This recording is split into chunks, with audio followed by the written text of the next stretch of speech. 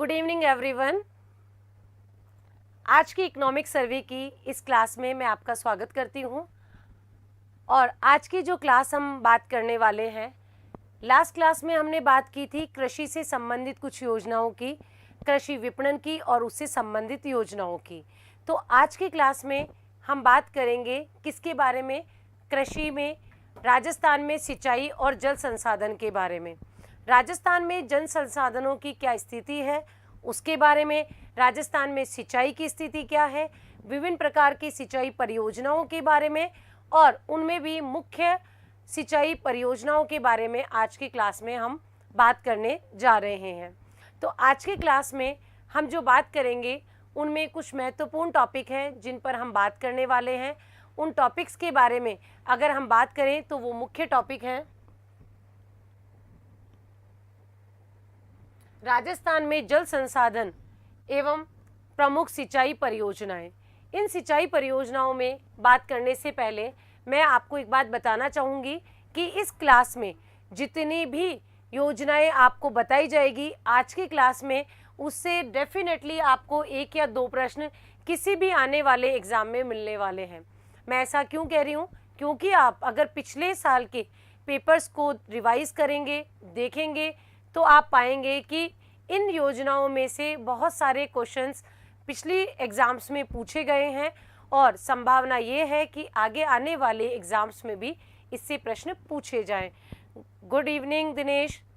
तो देखिए, आप जल्दी से इस क्लास में कनेक्ट हो जाइए जिससे हम क्लास को आगे बढ़ाएं। हंसराज मीणा जी, गुड इवनिंग। तो हम बात कर रहे थे राजस्थान में सिंचाई परियोजनाओं की। देखिए, जब सिंचाई परियोजनाओं की बात करेंगे तो सबसे पहले हम बात करेंगे जल संसाधनों के बारे में कि जल संसाधनों की राजस्थान में स्थिति क्या है।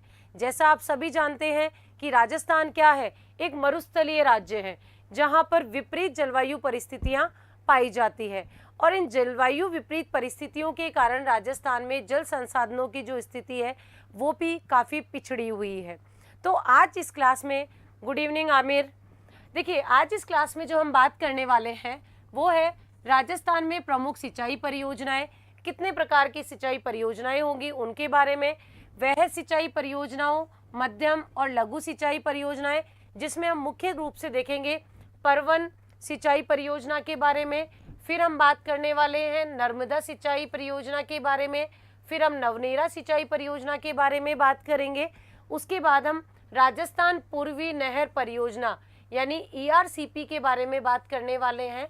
और फिर हम बात करेंगे राजस्थान जल क्षेत्र आजीविका सुधार परियोजना के बारे में, राजस्थान में मरु क्षेत्र हेतु जल पुनर्गठन योजना, राष्ट्रीय जल विज्ञान परियोजना, बांध पुनर्वास एवं सुधार परियोजना, राजस्थान जल क्षेत्र पुनर्निर्माण परियोजना।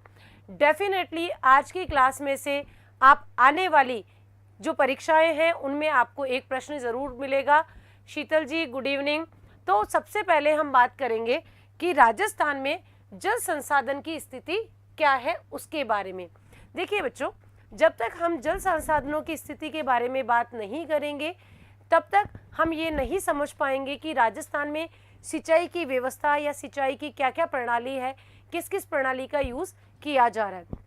तो राजस्थान के अगर मैं सिंचाई जल संसाधनों की बात करती हूँ तो राजस्थान का आपको सबको पता है कि देश के क्षेत्रफल में राजस्थान का हिस्सा कितना है? कितना है राजस्थान का हिस्सा? तो देश के क्षेत्रफल में राजस्थान का जो हिस्सा है वो कितना है? वो आपका है 10.41%। क्लियर है? 10.41% है। अब बात आती है, क्या 10.41% के साथ राजस्थान देश का सबसे बड़ा राज्य है क्षेत्रफल के दृष्टिकोण से। लेकिन अगर राज्य में सतही जल की उपलब्धता के बारे में मैं बात करूं कि सतही जल की उपलब्धता कितनी है, तो राजस्थान की सतही जल की उपलब्धता देश की कुल सतही जल की उपलब्धता का कितना है? मात्र 1.72% है। तो आप खुद ही आइडिया लगा सकते हैं स्टूडेंट्स कि यहाँ 1% क्षेत्रफल है जबकि सतही जल की उपलब्धता कितनी है? मात्र 1.72% है, जबकि क्षेत्रफल कितना है 10%। तो हमारे यहाँ जल की उपलब्धता कितनी कम है। सबसे पहले हम ये देखेंगे कि जल संसाधन होते क्या है। जल संसाधन से तात्पर्य है कि जल के जितने भी स्रोत हैं उन सबको समग्र रूप से हम जल संसाधन कहते हैं, जैसे नदियाँ, झीलें, नहरें, कुएं, नलकूप इत्यादि, या कोई अन्य जल स्रोत जिससे हम जल प्राप्त करते हैं। और इस सब के जो कार्य हैं वो जल संसाधन विभाग के द्वारा किया जाता है। जल संसाधन विभाग के द्वारा विभिन्न प्रकार की जो सिंचाई परियोजनाएं हैं उनके माध्यम से जल संसाधनों का दोहन किया जाता है, उनका उपयोग किया जाता है और उनका प्रबंधन किया जाता है। तो जल संसाधन विभाग बहुत ही महत्वपूर्ण विभाग है जिसके द्वारा जल संसाधनों का दोहन, उपयोग और प्रबंधन किया जाता है। और जल संसाधन की जितनी भी प्रकार की योजनाएं हैं उन परियोजनाओं के निर्माण के द्वारा राजस्थान में क्या किया जाता है, सिंचाई का कार्य। देखिए, हाल ही में एक रिपोर्ट आई थी, dynamic ground water resource report 2020। उस रिपोर्ट को अगर हम देखें तो राजस्थान के जितने भी ब्लॉक्स हैं, कितने ब्लॉक है राजस्थान में, 295 टोटल ब्लॉक्स हैं, 295 ब्लॉक्स हैं। और इन 295 ब्लॉक्स की उसमें रिपोर्ट दी गई थी कि कितने ब्लॉक्स सुरक्षित हैं, कितने संवेदनशील हैं, कितने अर्ध संवेदनशील हैं। और उनकी रिपोर्ट को अगर मैं यहाँ देखूं, जो हमने रिपोर्ट पढ़ी थी उसके हिसाब से लगभग 37 ब्लॉक, कितने ब्लॉक, 37 ब्लॉक क्या है, अच्छी स्थिति में है, या हम बात करें ये सुरक्षित स्थिति में। तो अब आप देखिए कि 285 में से मात्र कितने, 37 ब्लॉक है राजस्थान में जो कि जल की स्थिति के अकॉर्डिंग सुरक्षित या अच्छी स्थिति में माने जाते हैं। और 23 ब्लॉक ऐसे हैं जो कि संवेदनशील स्थिति में है, यानी सेंसिटिव पोजीशन में है इस रिपोर्ट के अनुसार। और जो इसमें लगभग 203 ब्लॉक है वो कैसे हैं, वो अति दोहित श्रेणी के हैं। 203 जो ब्लॉक हैं वो अति दोहित श्रेणी में है, यानी उनका दोहन ज़्यादा हो चुका है जितना किया जाना था उससे। तो वो किस श्रेणी में है, अति दोहित श्रेणी में है। 29 जो ब्लॉक्स हैं वो अर्ध संवेदनशील श्रेणी में है। कौन सी श्रेणी में है, अर्ध संवेदनशील श्रेणी में है। तो अगर इस रिपोर्ट पे हम थोड़ा सा नज़र दौड़ाएं तो हम क्या पाएंगे कि राजस्थान में जल संसाधनों की स्थिति काफ़ी खराब है, यानी राजस्थान जो है जल संसाधनों की दृष्टिकोण से काफ़ी पिछड़ा हुआ राज्य है। देख ही रहे हैं आप, पिछड़ा हुआ राज्य है।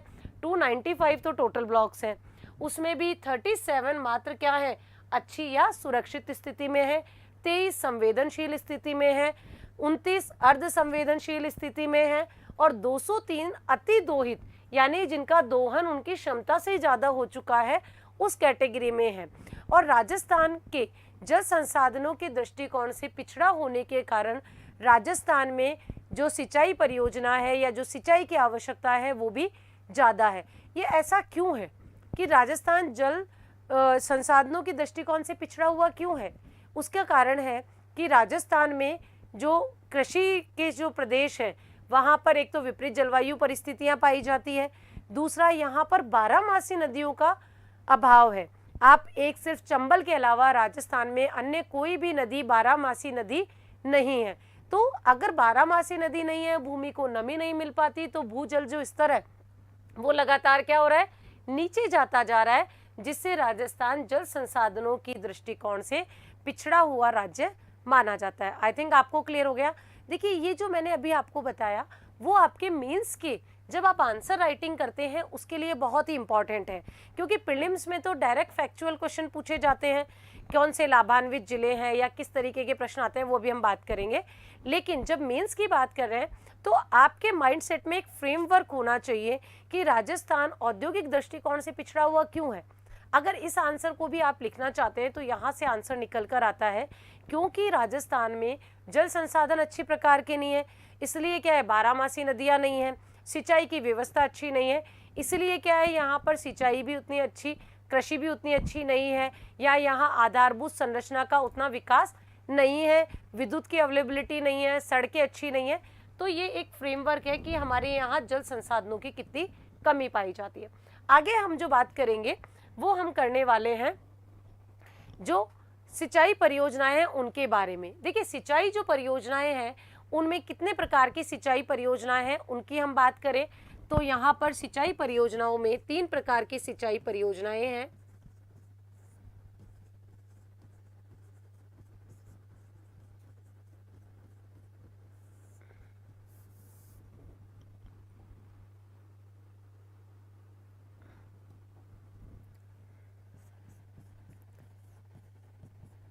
सिंचाई परियोजना की जब हम बात करते हैं तो मुख्य रूप से 3 प्रकार की सिंचाई परियोजनाएं पाई जाती हैं और ये सिंचाई परियोजनाएं जो है वो कितने हेक्टेयर क्षेत्र में संचित किया जा रहा है उसके आधार पर किया गया है। ये जो वर्गीकरण हम बात करेंगे सिंचाई परियोजनाओं का वो उनके सिंचित क्षेत्र के वर्गीकरण के आधार पर किया गया है। तो इसमें 3 प्रकार की योजनाएं होती हैं। एक होती है वृहद सिंचाई परियोजनाएं, वृहद सिंचाई परियोजनाएं, दूसरी होती है मध्यम सिंचाई परियोजनाएं और तीसरी होती है लघु सिंचाई परियोजनाएं। क्लियर है? इसको एक चार्ट के माध्यम से समझेंगे, आपको बहुत अच्छे से क्लियर होने वाला है। तो एक बार फिर से आप इसको बनाएं।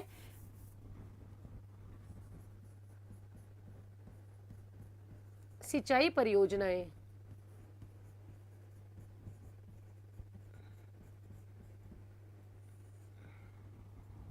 इसको मोटे रूप से हम 3 भागों में बांट के देखते हैं। पहली है वृहद सिंचाई परियोजना,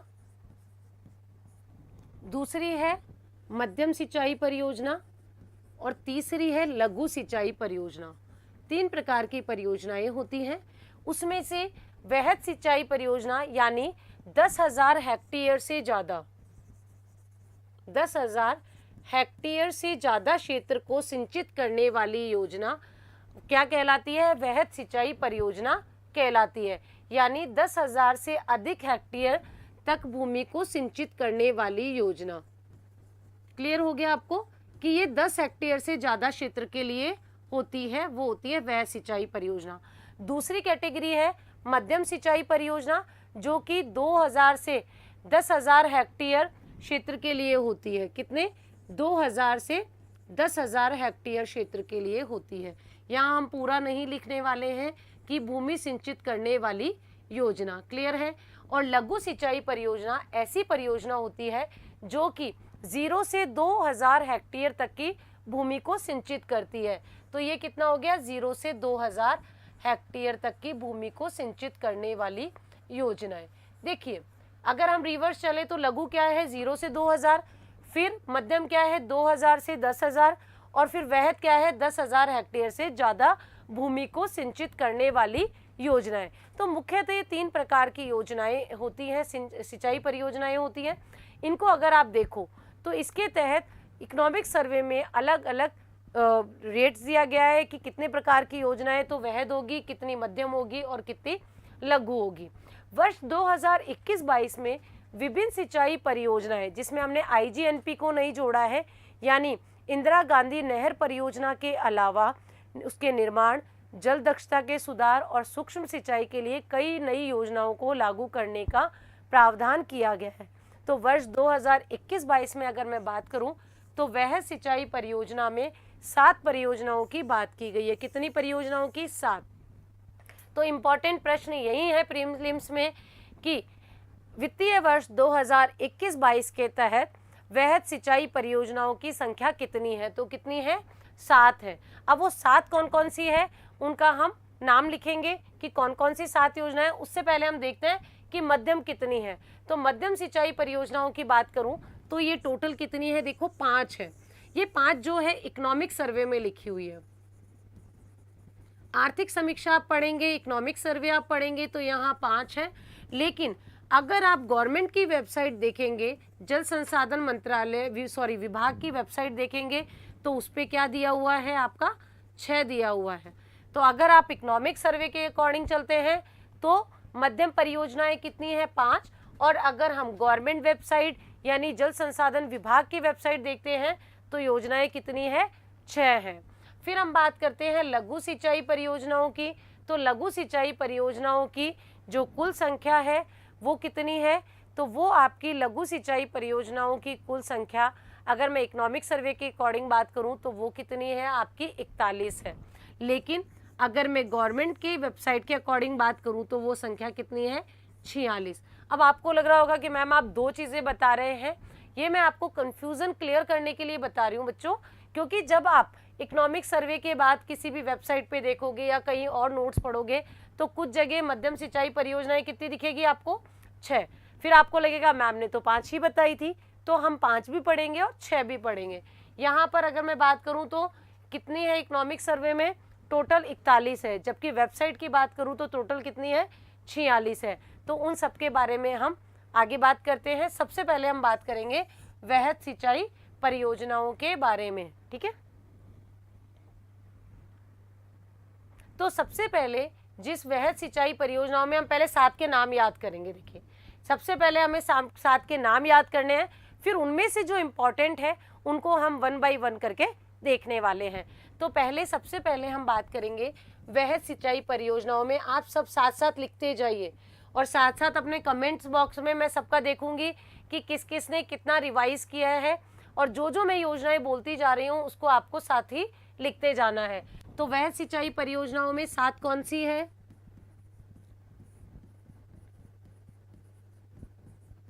और इन पे प्रश्न देखिए बच्चों डेफिनेटली बनता है, काफ़ी इंपॉर्टेंट है ये, क्योंकि इनसे ही प्रश्न बनेंगे। तो पहली कौन सी है, नर्मदा नहर परियोजना। पहली परियोजना कौन सी है, नर्मदा नहर परियोजना, क्लियर है।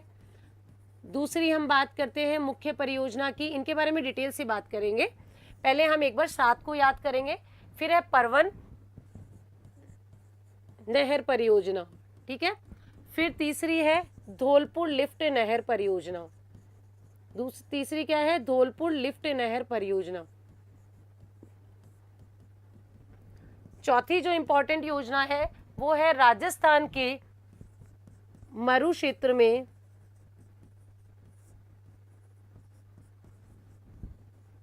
साथ साथ नोट्स भी बनाते चलिए, जिससे कि अगली बार आप पढ़ें तो आपको फाइनल रिवाइज हो जाए। क्षेत्र हेतु जल पुनर्गठन योजना, जल पुनर्गठन योजना, ये हमारी कौन सी है योजना, राजस्थान के मरु क्षेत्र हेतु जल पुनर्गठन योजना। और फिर है 5वीं नवनेरा बांध। 5वीं कौन सी है, नवनेरा बांध, और नवनेरा बांध के ब्रैकेट में आप लिख लीजिए ERCP, eastern Rajasthan canal project. छठी जो परियोजना है वो है ऊपरी उच्च स्तरीय नहर, ऊपरी उच्च स्तरीय नहर, ऊपरी उच्च स्तरीय नहर परियोजना, ठीक है। और 7वीं जो इम्पोर्टेंट योजना है वो है आपकी पीपल खूट। कौन सी है, पीपल खूट। तो अब आपने देखा ये 7 वृहद परियोजनाएं हैं और ये इम्पोर्टेंट योजनाएं, इनसे प्रश्न पूछे जाते हैं। अब हम एक बार फटाफट से इनको रिवाइज करने वाले हैं। तो जब हम रिवाइज करेंगे तो आप आपके जो कमेंट बॉक्स है फटाफट उसमें लिखिए। तो पहली कौन सी है, नर्मदा नहर, पहली नर्मदा नहर। उसके बाद है परवन, तीसरी है धौलपुर, चौथी है मरु क्षेत्र हेतु जल पुनर्गठन, गुड इवनिंग निधि जी। नवनेरा बांध, छठी है ऊपरी उच्च स्तरीय नहर, 7वीं कौन सी है, पीपल खूट। एक बार फिर से रिवाइज करिए, Narmada, Parwan, Dholpur. Narmada, Renu Saini ji good evening, Manish hello, Arun good evening. देखिए अब आप इसको इकोनॉमिक सर्वे को याद करने का तरीका ये, साथ साथ आप लिखते चले सारी सातों को। नर्मदा नहर, परवन, धौलपुर, ऊपरी उच्च स्तरीय नहर, आपके राजस्थान मरु क्षेत्र हेतु जल पुनर्गठन, फिर आपका नवनेरा, पीपल खूट। एक बार लिखिए फिर से फटाफट, नर्मदा, परवन, धौलपुर, जल क्षेत्र मरु क्षेत्र हेतु जल पुनर्गठन, नवनेरा, ऊपरी उच्च स्तरीय नहर, और लास्ट में है आपकी पीपल खूट। ये कितनी हो गई, 7 वृहद सिंचाई परियोजनाएं हो गई इकोनॉमिक सर्वे के अकॉर्डिंग। क्लियर है। अब इनमें से हम परवन पे बहुत डिटेल से बात करने वाले हैं, नर्मदा पे बहुत डिटेल से बात करेंगे, नवनेरा पर बहुत डिटेल से बात करेंगे, और राजस्थान के मरु क्षेत्र हेतु जल पुनर्गठन पर डिटेल से बात करेंगे। क्लियर है। अब आगे हम बात करेंगे मध्यम सिंचाई परियोजनाओं की। अभी हमने किस पे बात की? मध्यम सिंचाई परियोजनाओं की। पहले हमने 7 वृहद सिंचाई परियोजनाएं पढ़ी। मध्यम सिंचाई परियोजनाएं, देखिए इसमें इकोनॉमिक सर्वे के अकॉर्डिंग हम देखें तो योजनाएं हैं 5 और वेबसाइट पे मिलती है 6। तो पहले हम वो 5 देखेंगे जहां पर इकोनॉमिक सर्वे में लिखा है, और देखिए इससे प्रश्न कैसा बनता है उस पर भी बात करेंगे, और ये बहुत इंपॉर्टेंट है। पहली है गरदड़ा, गरदड़ा, और गरदड़ा कहाँ पर है? बूंदी में। गरदड़ा कहाँ है? बूंदी में। दूसरी है इसमें जो इम्पोर्टेंट है वो है तकली। तकली कहाँ पर है? कोटा में। तकली कहाँ है? कोटा में। तीसरी कौन सी है? गागरिन। तीसरी कौन सी है? गागरिन। और गागरिन कहाँ पर है? झालावाड़ में। गागरिन कहाँ है? झालावाड़ में। फिर हम बात करेंगे चौथी के बारे में, तो चौथी परियोजना कौन सी है? चौथी परियोजना है लहासी, या लहासा भी होता है कुछ जगह लहासी है। तो लहासी है और लहासा एक ही बात है, कंफ्यूज नहीं होना है मैम ये कौन सा है, और ये कहाँ पर है? 12 में है। क्लियर है। और फिर पांचवी जो है वो है आपकी हथिया दे, और हथिया दे भी कहाँ पर है? 12 में है। हथिया दे कहाँ पर है? 12 में है। तो देखिए ये जो मैंने 5 लिखी है बोर्ड पर, ये आपके इकोनॉमिक सर्वे के अकॉर्डिंग है। गरदड़ा, बूंदी, तकली, कोटा, गागरिन, झालावाड़, लहासी 12, हथिया दे 12। लेकिन अगर आप जल संसाधन विभाग की वेबसाइट विजिट करेंगे तो वहाँ पर एक और मेंशन है, और वो 6 नंबर की जो है परियोजना वो है आपकी राजगढ़ झालावाड़ में। कहाँ पर है? राजगढ़ झालावाड़ में। तो देखिए अब आपसे जो प्रश्न पूछा जाता है, या पिछले पेपर को आप देखेंगे तो यहाँ से पहले भी प्रश्न आ चुका है। एक तरफ देते हैं परियोजनाओं के नाम और एक तरफ देते हैं उनके जिलों के नाम, और आपको सही सुमेलित करना होता है। जैसे यहाँ दे दिया कोटा, यहाँ दे दिया 12, यहाँ दे दिया झालावाड़, ठीक है, और यहाँ पर दे देगा जैसे तकली, गागरिन, ठीक है, और इसके बाद आपको दे दिया जैसे हथिया दे। तो अब इनको सुमेलित करना है आपको, और प्रश्न पूछा जाएगा तकली, कोटा, गागरिन कहाँ पर है? आपकी झालावाड़ में है, और 12 में हथिया दे, और आपको ऑप्शंस नीचे A, B, C में दिए होते हैं। तो इस प्रकार के प्रश्न आपसे एग्जाम में पूछे जाते हैं, और ये प्रश्न पूछा जा चुका है पिछले एग्जाम में। ये प्रश्न या इस तरीके के प्रश्न पूछे जा चुके हैं। या सीधा भी प्रश्न पूछ रहा है कि गरदड़ा का संबंध कहाँ से है, तो गरदड़ा का संबंध कहाँ से है? बूंदी से। तकली का कोटा से, गागरिन का झालावाड़ से, लहासी जो है उसका 12 से, हथिया दे 12 से, राजगढ़ झालावाड़ से। अब आप इसको कैसे याद करेंगे? झालावाड़ वाली दोनों एक साथ करेंगे, गागरिन राज, और फिर 12 वाली दो एक साथ, लहासी हथिया दे, और कोटा बूंदी आपको इंडिविजुअली याद करनी पड़ेगी। 2 बार याद करोगे याद हो जाएगा, कोई दिक्कत नहीं आएगी। क्लियर है। अब हम बात करेंगे तीसरी लघु सिंचाई परियोजनाएं। देखिए लघु सिंचाई परियोजनाएं 41 है, तो इज इट नॉट पॉसिबल कि हम 41 सारी योजनाओं को याद कर लें? उनमें से कुछ इंपॉर्टेंट है उनको हम देख सकते हैं, ठीक है। तो इसमें 41 योजनाएं हैं, वेबसाइट पे 46 है, और सारी जो योजनाएं उनका कार्य अभी प्रगति पर है, अभी कार्य चल रहा है। तो अब हम देखेंगे जो वृहद सिंचाई परियोजनाएं हैं उनमें से मुख्य हमारी योजनाओं की बात करने वाले हैं। पहली है परवन वृहद सिंचाई परियोजना।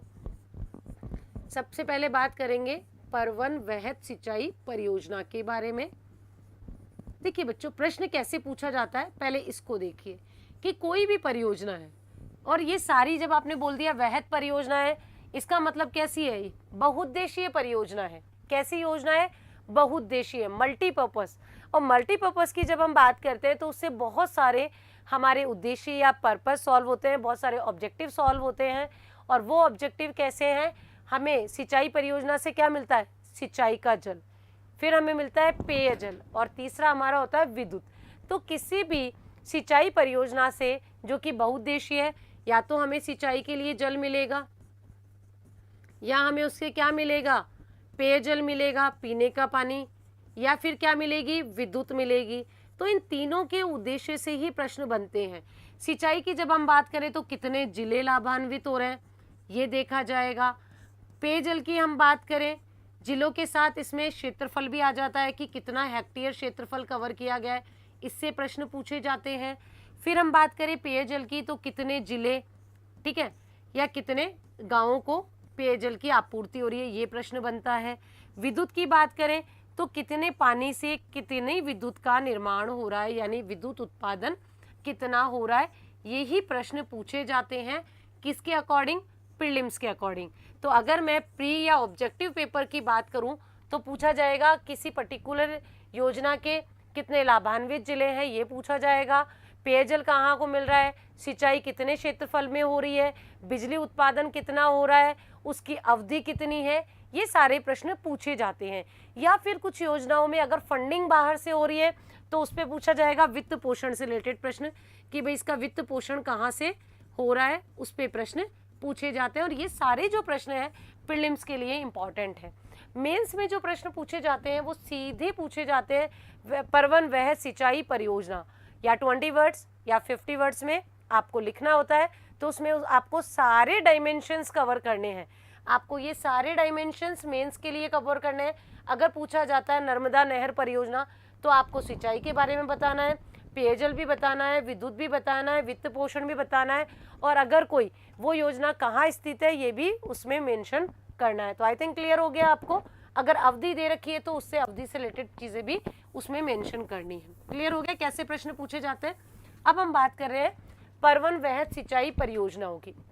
देखिए जो परवन नदी है उस नदी पे हम पहले बात करें तो परवन जो नदी है वो कहाँ से निकलती है, एमपी के विंध्याचल से निकलती है, और ये काली सिंध की एक सहायक नदी मानी जाती है, और ये मनोहर थाना झालावाड़ से राजस्थान में प्रवेश करती है।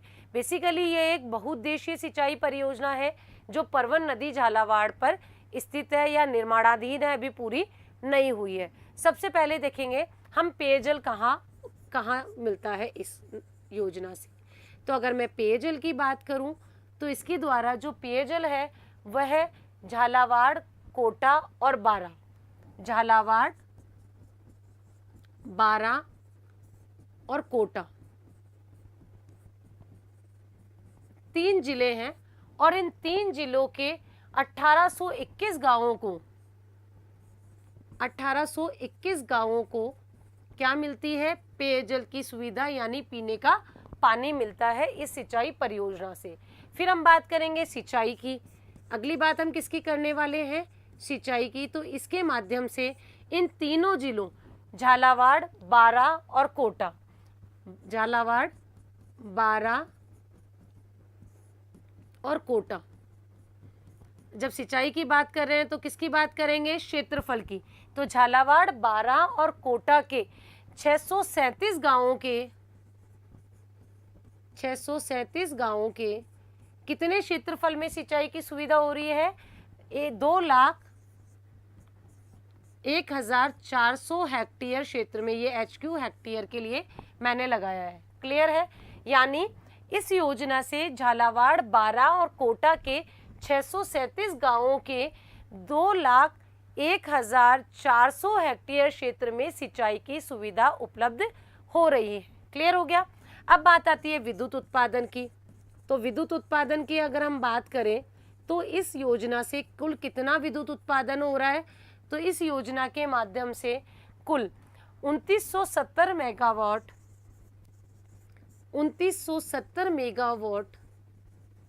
का विद्युत उत्पादन हो रहा है। और ये 2970 मेगावाट के विद्युत उत्पादन के लिए हमें कितने जल की उपलब्धता चाहिए, तो वो है 79 मिलियन घन मीटर। वो कितना है, वो है आपका 79 मिलियन घन मीटर पानी की उपलब्धता होगी। और ये पानी उपलब्ध होने के बाद हमारा 2970 मेगावाट का क्या होगा, बिजली उत्पादन होगा। क्लियर हो गया बहुत अच्छे से। और इस योजना की जो अवधि है, तो अगर मैं अवधि की बात करूं तो योजना की जो अवधि है वो है आपकी 2023-24 तक ये है योजना पूर्ण हो जाएगी, यानी पूर्ण होना प्रस्तावित है। अब देखिए ऐसी जो योजनाएं होती है वो समय पर पूर्ण हो जाए, इसकी प्रोबेबिलिटी भी काफ़ी कम होती है, क्योंकि ऐसी योजनाएं काफ़ी लंबे प्रोजेक्ट्स होते हैं और इनको समय लगता है। तो अब हमने आई थिंक मुझे लगता है इससे बाहर प्रीलिम्स में कोई भी प्रश्न नहीं जाएगा, या किसी भी कॉम्पिटिटिव एग्जाम में अगर परवन वहत परियोजना से कोई प्रश्न पूछा जाता है तो इससे बाहर नहीं जाएगा। पेयजल में 3 जिले हमने देखे, झालावाड़, कोटा और बारां के 1821 गांव। सिंचाई में हमने देखा झालावाड़, बारां, कोटा के 637 गांवों की 2,01,400 हेक्टेयर भूमि को सिंचाई होगी। विद्युत उत्पादन कुल 2970 मेगावाट का होगा, जिसके लिए 79 मिलियन घन मीटर वाटर अवेलेबिलिटी होगी। क्लियर है? और कब इसकी अवधि पूरी होगी, एक बार आप इसका स्क्रीनशॉट ले लीजिए।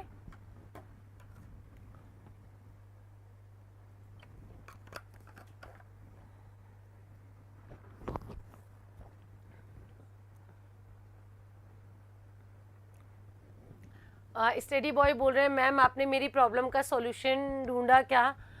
बिल्कुल जी स्टडी बॉय जी, आपकी प्रॉब्लम का सॉल्यूशन हमने ढूंढा है। एक बार आपको जो नंबर प्रोवाइड किया जा रहा है आप उस पर बात कर लीजिए, आपकी प्रॉब्लम का डेफिनेटली सॉल्यूशन मिल जाएगा, कोई दिक्कत नहीं है। अभी मीना गुड इवनिंग, तो कोई दिक्कत नहीं है। BL मीना सर बिल्कुल RS मेकर हैं और आप हमसे जुड़े, एक दिन आप भी ज़रूर RS बनकर रहेंगे। तो आपको जो नंबर प्रोवाइड किए जा रहे हैं आप उस पर एक बार बात कर लीजिए, आपकी प्रॉब्लम का सॉल्यूशन बिल्कुल हो जाएगा। ठीक है, चलिए आगे हम बात कर रहे हैं अगली योजना की। तो जो अगली योजना है वो है नर्मदा नहर परियोजना। वो कौन सी है? वो है आपकी नर्मदा नहर परियोजना।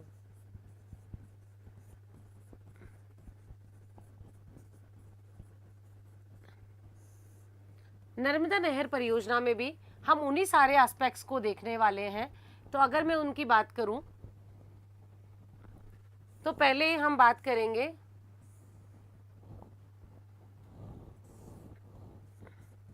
कि यह परियोजना जो है नर्मदा नहर परियोजना, जैसे आपको पता है ये एक संयुक्त परियोजना है, और संयुक्त परियोजना है तो ये भी प्रश्न पूछा जा सकता है कि ये किन किन राज्यों की संयुक्त परियोजना है। तो ये किन किन राज्यों की संयुक्त परियोजना है? तो इसमें 4 राज्यों की संयुक्त परियोजना है, राजस्थान की, गुजरात की, महाराष्ट्र और MP। ये 4 राज्यों की संयुक्त परियोजना है। कौन सी? नर्मदा नहर परियोजना। ये चारों राज्यों की एक संयुक्त परियोजना है जिसकी शुरुआत कब की गई थी? 2008 में इसकी शुरुआत की गई थी, यानी इसका प्रारंभ कब हुआ था? 2008 में। अब इसमें जो सबसे इम्पॉर्टेंट चीज़ है जानने वाली, जहाँ से प्रश्न पहले भी पूछा जा चुका है, अगर आप RS प्री 2018 का पेपर देखेंगे तो 16 के पेपर में भी प्रश्न पूछा गया था, तो वो था कि भारत में पहली सिंचाई परियोजना, और ये सीधा इकोनॉमिक सर्वे की पहली लाइन है और यहीं से प्रश्न पूछा गया था, भारत में पहली बड़ी सिंचाई परियोजना, पहली बड़ी सिंचाई परियोजना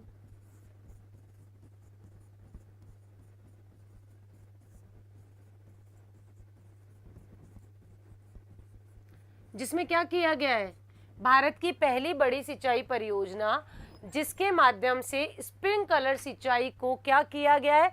अनिवार्य किया गया है। और जब ये प्रश्न पूछा गया था RS में तो बच्चों को काफ़ी कंफ्यूजन हुआ था, आधे बच्चों ने इसका परवन सिंचाई परियोजना भी आंसर लिखा था। ठीक है, और बाद में काफ़ी हुआ था इसके बारे में कंट्रोवर्सी, लेकिन मैं बता दूं कि पहली बड़ी सिंचाई परियोजना है जिसमें स्प्रिंकलर सिंचाई को क्या किया गया था? अनिवार्य किया गया था। स्प्रिंकलर सिंचाई को अनिवार्य किया गया, और प्रश्न सीधा इकोनॉमिक सर्वे की पहली लाइन से ही ये प्रश्न उठाया गया, और सीधा प्रश्न था, बिल्कुल आसान सा प्रश्न था कि किस सिंचाई परियोजना के माध्यम से स्प्रिंकलर सिंचाई को अनिवार्य किया गया, और आंसर क्या था? नर्मदा नहर परियोजना। तो ये पहले प्रश्न आ चुका है, इम्पॉर्टेंट है, RS में पूछा गया है, अन्य एग्जाम में अभी भी पूछा जा सकता है क्योंकि इकोनॉमिक सर्वे में अभी भी ये एज इट इज मेंशन है। राजस्थान की यह पहली परियोजना है जिसमें कि स्प्रिंकलर और ड्रिप सिंचाई पद्धति को अपनाया गया है। क्लियर है?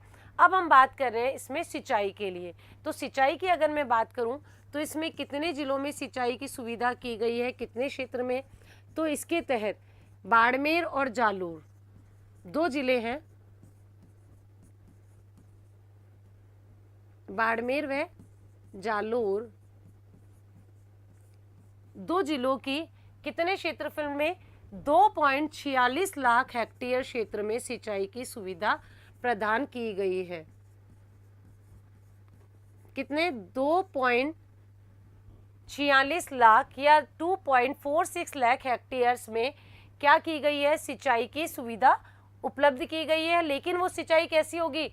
या तो फुव्वारा पद्धति से होगी या ड्रिप सिंचाई से होगी। क्लियर है? इसके तहत ये जो योजना है, इसके तहत पेयजल की जो सुविधा है वो कहाँ पर अवेलेबल कराई जाएगी? तो इन दोनों जिलों के, कौन से 2 जिलों की बात कर रहे हैं?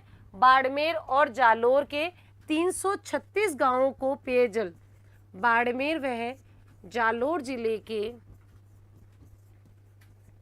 पहले हमने देखा सिंचाई का और अब हम देख रहे हैं 1336 गांवों को पेयजल की सुविधा। तो पेयजल की सुविधा कितने? 1336 गांवों को उपलब्ध कराई जाएगी। सिंचाई की सुविधा 2 जिलों के 2.46 लाख हेक्टेयर क्षेत्रफल में क्या की जाएगी? सिंचाई की सुविधा अवेलेबल कराई जाएगी। लाभान्वित जिले पूछे तो वो भी कौन से होंगे? बाड़मेर और जालोर होंगे। इसमें किसी भी प्रकार के विद्युत उत्पादन का प्रोविजन नहीं रखा गया है और इसकी जो अवधि है वो कितनी है? अवधि है इसे भी 23-24 तक, 2023-24 तक पूर्ण किए जाने को प्रस्तावना रखी गई है। यानी 2023 तक ये पूर्ण की जाएगी, पूर्ण किया जाना प्रस्तावित है, प्रपोज्ड है कि ये 2023-24 तक क्या हो जाएगी? कंप्लीट हो जाएगी। देखिए अभी हमने देखा ये संयुक्त परियोजनाएं किसकी? राजस्थान की, गुजरात की, महाराष्ट्र की और एमपी की। लेकिन राजस्थान में ये मात्र 74 किलोमीटर में ही है। कितने किलोमीटर में है? 74 किलोमीटर में है। राजस्थान में कहाँ से प्रवेश करती है? तो राजस्थान में सीलू गांव है एक जालोर का, वहां से ये प्रवेश करती है और कहां तक है? गुड़ामलानी बाड़मेर तक, गुड़ामलानी बाड़मेर तक ये रुकती है। तो इन दोनों के बीच में प्रवेश कहाँ से करती है? सीलू गांव है जालोर का, वहां से प्रवेश करती है और गुड़ामलानी बाड़मेर तक कितने किलोमीटर में है? 74 किलोमीटर्स में है। क्लियर हो गया आपको? एक बार फिर से रिवाइज करते हैं इसको। नर्मदा नहर परियोजना एक संयुक्त परियोजना है राजस्थान, गुजरात, महाराष्ट्र और एमपी की, जिसमें राजस्थान में ये 74 किलोमीटर है। सीलू गांव जालोर से प्रवेश करके ये गुड़ामलानी तक स्थित है।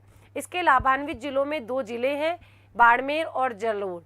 अगर मैं सिंचाई की बात करूं तो बाड़मेर और जालोर के 2.46 लाख हेक्टेयर के पूरे कमांड क्षेत्र में स्प्रिंकलर सिंचाई प्रणाली को क्या किया गया है? अनिवार्य किया गया है। पेयजल की अगर हम बात करें तो बाड़मेर और जालोर के 1336 गांवों में पेयजल की सुविधा इसके माध्यम से उपलब्ध कराई जा रही है। एक बार आप स्क्रीनशॉट ले लीजिए इसका।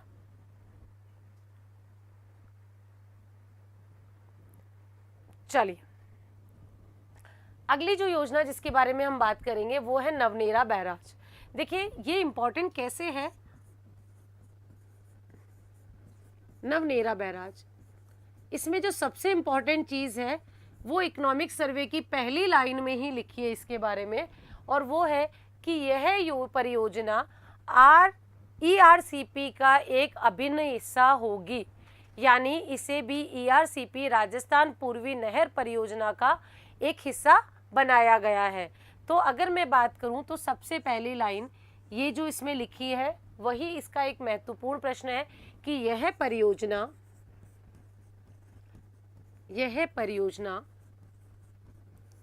ERCP, ये है eastern Rajasthan canal project, eastern Rajasthan canal project, ये ERCP की फुल फॉर्म है, ERCP का अभिन्न हिस्सा होगी। यानी ये ERCP का ही क्या होगी? हिस्सा होगी। तो प्रश्न आपका क्या बनेगा? राजस्थान की कौन सी सिंचाई परियोजना ERCP का एक अभिन्न हिस्सा होगी। तो वो कौन सी होगी? नवनीरा बैराज। इसके बारे में बहुत सारी इंफॉर्मेशन इकोनॉमिक सर्वे में नहीं लिखी है, तो हम बहुत डिटेल से इसको नहीं पढ़ेंगे। इसमें एक इम्पॉर्टेंट चीज़ जो लिखी है कि ये भी 2023-24 तक क्या होगी? पूर्ण होगी। क्लियर है? तो ये, लेकिन ये जो लाइन है जो मैंने आपको ये बताया,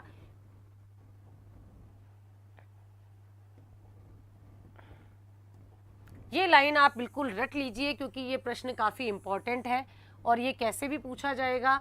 इम्पॉर्टेंट लाइन है और सिंपल प्रश्न है, लेकिन फिर भी हम इसे गलत कर देंगे, क्योंकि हमें क्या लगेगा ERCP का इससे, क्योंकि ERCP is a different thing, वो अलग अलग राज्यों में है, उसके अकॉर्डिंग हम इसे गलत भी कर सकते हैं। तो हमें याद रखना है कि यह परियोजना ERCP का एक अभिन्न हिस्सा होगी, यानी राजस्थान पूर्वी नहर परियोजना का एक अभिन्न हिस्सा होगी। क्लियर है? आगे जो हम इम्पोर्टेंट बात करने वाले हैं वो है ERCP के बारे में। क्या है वो? ERCP। और ERCP काफ़ी चर्चा में है। आप लोग करंट से अपडेट रहते होंगे तो आपने देखा होगा कि ये कितनी चर्चा में है और क्यों है, उसके बारे में बात करेंगे। राजस्थान पूर्वी नहर परियोजना, जिसे हम बोलते हैं ERCP, eastern Rajasthan canal project भी। क्लियर है? तो ये आपकी परियोजना है। इसके बारे में कुछ मुख्य बिंदु देखते हैं जहाँ से प्रश्न पूछे जा सकते हैं। तो यह जो परियोजना है वो राजस्थान के 13 जिलों, कितने जिलों की बात की गई है? राजस्थान के 13 जिलों।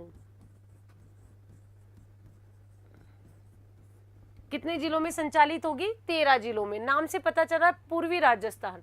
क्या लिखा है? राजस्थान पूर्वी नहर परियोजना, यानी स्पेशली ये डेडिकेटेड करेगी किसको? हमारे राजस्थान के ईस्टर्न पार्ट को, यानी पूर्वी हिस्से को, पूर्वी राजस्थान को। तो इसमें राजस्थान के 13 जिलों को क्या मिलेगा? पेयजल मिलेगा। तो पेयजल की अगर हम बात करें, मैं यहाँ कर देती हूँ, पेयजल की अगर हम बात करें तो राजस्थान के कितने जिलों को पेयजल मिलेगा? इससे 13 जिलों को। ठीक है? और ये कितनी योजनाओं के द्वारा? इसमें छोटी बड़ी कई योजनाएं, लगभग 26 मध्यम व लघु सिंचाई परियोजनाओं को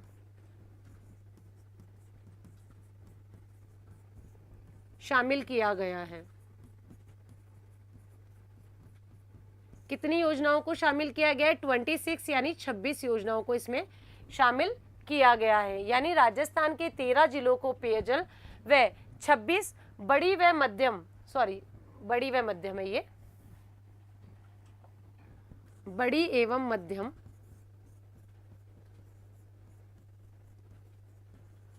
सिंचाई परियोजनाओं के द्वारा क्या किया जाएगा?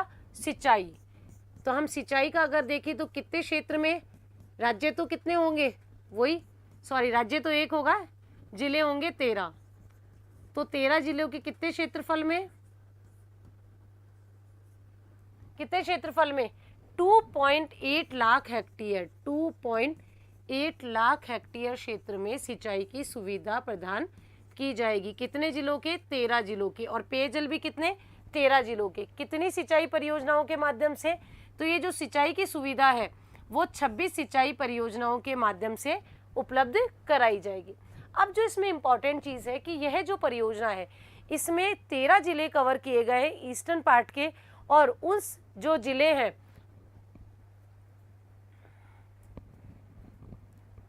मैम 10 क्वेश्चन सीरीज स्टार्ट कीजिए। बिल्कुल करेंगे। पहले इकोनॉमिक सर्वे आप पढ़ लीजिए, उसके बाद इससे रिलेटेड जो क्वेश्चंस हैं वो भी हम बात करेंगे, कोई दिक्कत नहीं है। पहले एक बार हम इकोनॉमिक सर्वे अच्छे से पढ़ ले। देखिए डायरेक्ट क्वेश्चन करवाऊंगी, क्वेश्चन से आपको कॉन्सेप्ट क्लियर होगा, आप उसे रटेंगे। इट्स मोर बेटर कि हम क्या करें, पहले कॉन्सेप्ट समझे और फिर कुछ भी क्वेश्चन पूछा जाए, चाहे वो प्रीलिम्स हो, चाहे मेंस हो, चाहे SI हो, पटवारी हो, कोई भी एग्जाम हो, आप इजीली उसको कर सकते हैं, कोई दिक्कत नहीं है। क्लियर है? तो डायरेक्ट क्वेश्चन करवाऊंगी तो आप उसको रटने की चेष्टा करेंगे, कॉन्सेप्चुअल क्लैरिटी आएगी नहीं तो फिर मेंस कैसे लिखेंगे हम लोग। क्लियर है? तो हमें अगर लंबे समय तक याद रखना है, चीज़ों को आसानी से समझना है, तो पहले कॉन्सेप्ट पढ़ेंगे, फिर MCQ बेस्ड भी क्वेश्चन लाएंगे। क्लियर है? चलो, कन्नू न्यू टॉयज जी बोल रहे हैं मैम मैं दिल्ली से देख रहा हूँ। बिल्कुल, आजकल वर्चुअल मोड का यही बेनिफिट होता है कि आप कभी भी कहीं से भी कनेक्ट कर सकते हैं, और आप दिल्ली से देख रहे हैं, बहुत अच्छी बात है। आगे आप आरएस की तैयारी कर रहे होंगे किसी और एग्ज़ाम की। चलिए देखिए, हमें 13 जिलों में अगर इनका एक एक का नाम याद करने की अभी ज़रूरत नहीं है, क्योंकि प्रीलिम्स में प्रश्न पूछा जाएगा 13 जिलों के बारे में। अगर आप इतना डेटा याद करोगे तो बहुत सारा डेटा होगा, हमें वही डेटा याद करना है जहाँ से डायरेक्टली प्रश्न पूछा जाता है और वो डेटा जो हम याद कर रहे हैं हमारे एग्जाम में यूजफुल भी हो। ठीक है, तो यहाँ 13 जिलों को याद रखने की ज़रूरत नहीं है। हाँ, इस योजना में अगर मैं बात करूँ तो राजस्थान का जो कुल क्षेत्रफल है उसके 67% क्षेत्रफल में यह योजना कवर कर रही है। तो कुल राजस्थान का जो क्षेत्रफल है उसका 67% हिस्सा इस योजना के तहत क्या हो रहा है, कवर हो रहा है। और अगर मैं आबादी की बात करूं तो कुल राजस्थान की कुल आबादी का 47% भाग इसमें कवर हो रहा है। क्लियर हो गया? तो लगभग ये 41% है, 41%। क्लियर है? तो अगर इस योजना की बात करें कि ये इंपॉर्टेंट क्यों है, इतनी चर्चा में क्यों है, तो उसका रीजन है कि राजस्थान का 67% एरिया क्षेत्रफल इसमें कवर हो रहा है। साथ ही साथ हमारे राज्य की 41% पॉपुलेशन जो है वो उसके जलापूर्ति इस योजना के माध्यम से की जा रही है। साथ ही साथ जो हमारा एक इम्पॉर्टेंट ड्रीम प्रोजेक्ट चल रहा है DMIC, Delhi Mumbai industrial corridor, उसके क्षेत्रफल को भी ये कवर कर रही है। ठीक है, तो हमारा जो DMIC है, दिल्ली मुंबई इंडस्ट्रियल कॉरिडोर, दिल्ली मुंबई औद्योगिक गलियारा, उसको भी क्या करवाएगी, ये जल उपलब्ध कराएगी। तो हमारा जो DMIC प्रोजेक्ट है उसको भी जल कौन उपलब्ध करवा रहा है, तो वो है ERCP प्रोजेक्ट। इसकी जो लागत है वो कितनी है, अनुमानित लागत, क्योंकि देखिए छोटे एग्जाम्स में ये भी पूछ लेते हैं कि इसकी अनुमानित लागत कितनी है। तो उसकी अनुमानित जो लागत है वो है आपकी 40,000 करोड़ रुपए। कितना? 40,000 करोड़ रुपए इसकी अनुमानित लागत है। ये अनुमानित लागत है क्योंकि बन रही नहीं है, अभी चल रहा है प्रोजेक्शन पे, तो उसके अकॉर्डिंग होगा। क्लियर है? अब इसके बारे में हमने कुछ फैक्चुअल चीज़ें देखी है जो कि हमारे प्रीलिम्स के अकॉर्डिंग इंपॉर्टेंट है। कितने जिलों को पेयजल, 13 जिलों को सिंचाई सुविधाएं, 13 जिलों में 26 बड़ी व मध्यम परियोजनाओं के माध्यम से 2.8 लाख हेक्टेयर भूमि को किया जा रहा है। ये पूरी एरिया जो हमारा राजस्थान का क्षेत्रफल है उसके 67% एरिया को कवर कर रही है। हमारी जो कुल पॉपुलेशन है उसका 41% कवर कर रही है। और इसके माध्यम से DMIC प्रोजेक्ट को भी जल अवेलेबल हो जाएगा, यानी वाटर अवेलेबिलिटी होगी। और इसकी अनुमानित लागत कितनी है, तो इसकी अनुमानित लागत है 40,000 करोड़ रुपए। चलिए एक बार आप इसका स्क्रीनशॉट ले लीजिए, फिर हम इसके बारे में बहुत इंपॉर्टेंट चीज़ों के बारे में बात करेंगे कि क्या उद्देश्य है और यह क्यों इम्पॉर्टेंट है और क्यों ये चर्चा में बनी हुई है। क्लियर है? चलिए तो आगे हम देखते हैं इस योजना का मुख्य उद्देश्य क्या है, क्योंकि देखिए ये हमने प्रीलिम्स के अकॉर्डिंग देखा।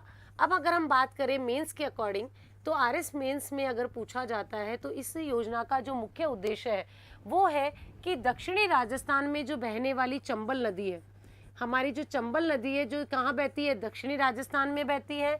और ये जो नदी है और उसकी जो सहायक नदियां हैं, तो चंबल नदी व उसकी सहायक नदियों को, चंबल और उसकी सहायक नदियों, और सहायक नदियों में भी स्पेशल नाम मेंशन किया है, तो हमें वो नाम पता होने चाहिए।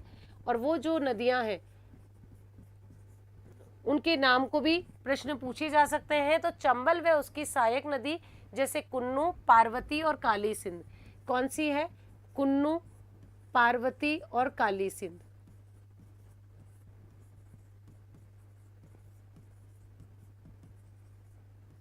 तो इसका मुख्य उद्देश्य है कि चंबल व उसकी सहायक नदियों के वर्षा ऋतु के दौरान जो भी सरप्लस शेष जल रहता है, यानी वर्षा ऋतु के दौरान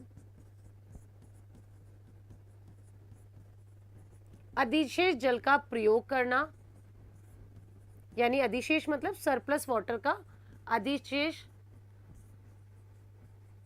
जल का क्या करना, यूटिलाइजेशन करना उन दक्षिणी पूर्वी जिलों में जहां पर पेयजल और सिंचाई के जल की उपलब्धता नहीं है। क्लियर हो गया कि इस योजना का जो मुख्य उद्देश्य है वो है दक्षिणी राजस्थान में बहने वाली चंबल और उसकी सहायक नदियों कुन्नू, पार्वती, काली सिंध में जो वर्षा ऋतु के दौरान सरप्लस जल होता है उसका प्रयोग राज्य के उन दक्षिण पूर्वी जिलों के लिए करना, जहां पर क्या नहीं है, दक्षिण पूर्वी जिले, कितने जिले थे, 13 जिले, दक्षिण पूर्वी जिले के लिए उनका प्रयोग करना जहां पर क्या नहीं है, पेयजल का और सिंचाई का अभाव है, पेयजल और नहीं है और सिंचाई भी के लिए भी जल नहीं है, उनके लिए प्रयोग करना। क्लियर है? तो अगर 20 वर्ड्स में पूछा जाता है तो आप लिख सकते हैं कि दक्षिणी राजस्थान में बहने वाली चंबल नदी और उसकी सहायक नदियां, जिसमें कुन्नू, पार्वती, काली सिंध में वर्षा ऋतु के दौरान उपलब्ध शेष जल का प्रयोग राज्य के उन दक्षिण पूर्वी 13 जिलों के लिए करना जहां पर पेयजल व सिंचाई की सुविधा हेतु जल का अभाव पाया जाता है। क्लियर हो गया? उसमें फिर आप आगे लिख सकते हैं जो सिंचाई पेयजल की व्यवस्था हमने वित्तीय अनुमानित लागत है, कितना स्पेस आपके पास है और कितना अच्छे से किन किन डायमेंशंस को आप टच कर पाते हैं, उसी के अकॉर्डिंग आपको अच्छे मार्क्स मिलते हैं। अब जो बात है कि ये चर्चा में क्यों है, चर्चा में इसलिए है कि राज्य सरकार के द्वारा लगातार ये प्रयास किए जा रहे हैं कि इस योजना को राष्ट्रीय महत्व की या राष्ट्रीय परियोजना का दर्जा मिल जाए। ऐसा क्यों और इससे क्या फायदा होगा? क्योंकि देखिए आपकी इसकी लागत देखिए कितनी थी, 40,000 करोड़ रुपए, जो कि एक बहुत बड़ा अमाउंट है। अगर एक पर्टिकुलर परियोजना के लिए 40,000 करोड़ रुपए राज्य सरकार इस पे इन्वेस्ट करती है तो राज्य सरकार के जो अन्य प्रोजेक्ट है वो क्या होंगे, उससे प्रभावित होंगे, इफेक्ट होंगे। इसीलिए राज्य सरकार ये चाह रही है कि इस योजना को राष्ट्रीय परियोजना का दर्जा मिल जाए, और अगर इसको राष्ट्रीय परियोजना का दर्जा मिल जाएगा तो इस योजना का जो बजट है उसका 90% राशि किसको देनी होगी, केंद्र सरकार को देनी होगी। इसके लिए राज्य सरकार लेटर्स वगैरह भी भेज चुकी है, कई बार जो हमारे प्लेटफॉर्म्स होते हैं उन पे भी बात कर चुकी है, और इसीलिए ये योजना लगातार चर्चा में बनी हुई है और इससे प्रश्न पूछे जाने की संभावना भी सर्वाधिक बनी हुई है। तो अभी जो इस पर कंट्रोवर्सी चल रही है या ये जो चर्चा में है, उस चर्चा का कारण है कि इस योजना को राष्ट्रीय परियोजना का दर्जा दिलाए जाने की बात की जा रही है। राष्ट्रीय परियोजना का दर्जा देने की बात की गई है, और अगर किसी भी परियोजना को राष्ट्रीय महत्व का घोषित कर दिया जाता है या राष्ट्रीय परियोजना का दर्जा मिल जाता है तो उसमें जो 90% राशि है वो किसके द्वारा खर्च की जाती है, केंद्र के द्वारा। 90% राशि केंद्र सरकार द्वारा खर्च की जाती है। तो आप सोचिए कि 40,000 का 10% ओनली हमें खर्च करना होगा, और अगर ये दर्जा नहीं मिलता है तो सारा का सारा 40,000 करोड़ रुपए हमें खर्च करना होगा, और अगर दर्जा मिल जाता है तो हमें सिर्फ 10% और बाकी जो 90% है केंद्र सरकार देगी, और हमारा बचा हुआ 90% जो पैसा है वो हम किसी अन्य प्रोजेक्ट पे भी खर्च कर सकते हैं। आई थिंक क्लियर हो गया आपको बहुत अच्छे से। चलिए आगे हम देखते हैं, वो महत्वपूर्ण योजना है राजस्थान जल क्षेत्र आजीविका सुधार परियोजना। राजस्थान जल क्षेत्र आजीविका सुधार परियोजना।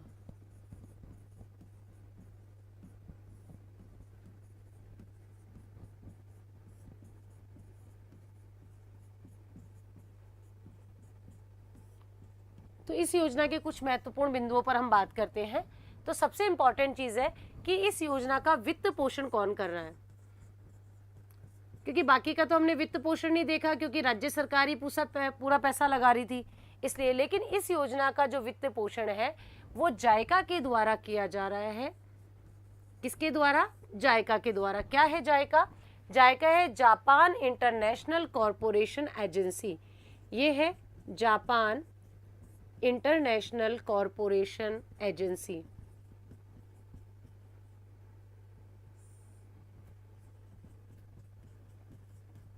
कॉरपोरेशन एजेंसी जायका, और जायका कई सारी स्कीम्स को फंडिंग करती है राजस्थान में। और यह जो योजना है, आपसे प्रश्न पूछा जाएगा राजस्थान जल क्षेत्र आजीविका सुधार परियोजना का वित्त पोषण किसके द्वारा किया जा रहा है? Option A JICA, option B ADB Asian development, new development bank और विश्व बैंक। तो आंसर क्या होगा? उसका सही आंसर है जायका। अब बात आती है इस योजना के तहत सिंचाई कितने क्षेत्र में की जाएगी, कितने क्षेत्र में सिंचाई की जाएगी? तो अगर मैं सिंचाई की बात करूं तो इसमें लगभग 4.70 लाख हेक्टेयर क्षेत्र में सिंचाई की सुविधा प्रदान की जाएगी।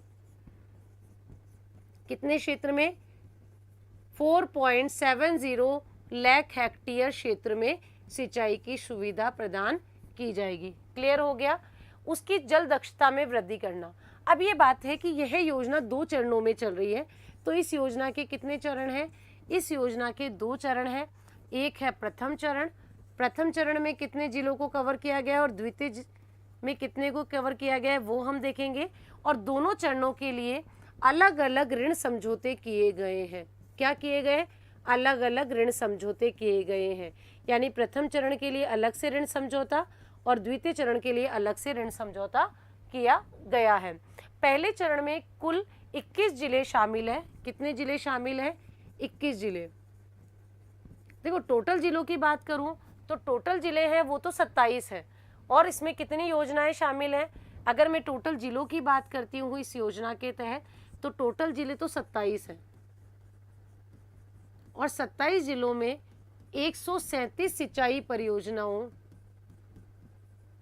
को शामिल किया गया है। क्लियर है।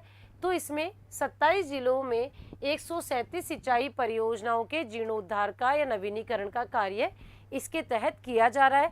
और उन 27 को 2 चरणों में अगर हम देखते हैं तो पहले चरण में कितने जिले शामिल हैं? 21 जिले।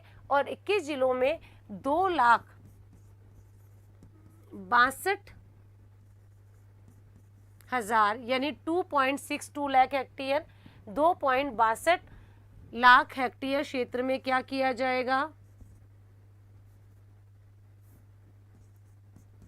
सिंचाई। ठीक है। तो पहले चरण में 21 जिले शामिल है।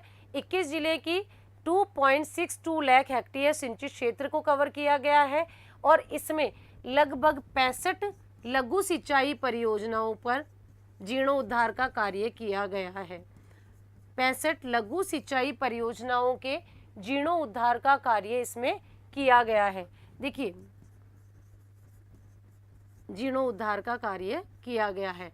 अगर हम बात कर रहे हैं कि इसमें कुल कितना पैसा खर्च हुआ है तो पहले चरण में जो है वो 1059.40 करोड़ रुपए का कुल लागत आई है। क्लियर हो गया। तो अगर मैं बात करूं राजस्थान जल क्षेत्र आजीविका सुधार परियोजना में 27 जिले हैं और 137 सिंचाई परियोजनाएं हैं और उनके माध्यम से 4.70 लाख हेक्टेयर क्षेत्र को सिंचित किया गया है। जायका इसे वित्त पोषण कर रहा है। 2 चरणों में यह योजना संचालित की जा रही है और जो 2 चरण है उसमें पहले चरण में कितने जिले हैं? 21 जिले। कितना क्षेत्रफल है? 2.62 लाख हेक्टेयर। कितनी योजनाएं शामिल है? 65 लघु मध्यम सिंचाई परियोजनाएं शामिल है और कितने ऋण समझौते हुए हैं? 1069.40 करोड़ रुपए के ऋण समझौते हुए हैं। अब मैं दूसरे चरण की बात कर रही हूँ तो जब 21 इसमें शामिल हो गए तो शेष जिले कितने बचे हैं? 6 जिले। कितने बचे? 6 जिले दूसरे चरण में शामिल किए गए हैं। क्लियर है आपको? कितने हेक्टेयर की बात की गई है? तो दूसरे चरण के लिए वो जो बात की गई है वो 1.28 लाख हेक्टेयर 1.28 लाख हेक्टेयर क्षेत्र में सिंचाई की व्यवस्था की गई है। कितने क्षेत्र में? 1.28 लाख क्षेत्रफल में क्या की गई है? सिंचाई की व्यवस्था की गई है। इसमें कितनी सिंचाई परियोजनाएं इंक्लूड की गई है? तो इसमें कुल 36 सिंचाई परियोजनाएं। कितनी? 6 जिले और इसमें 36 सिंचाई परियोजनाओं को शामिल किया गया है।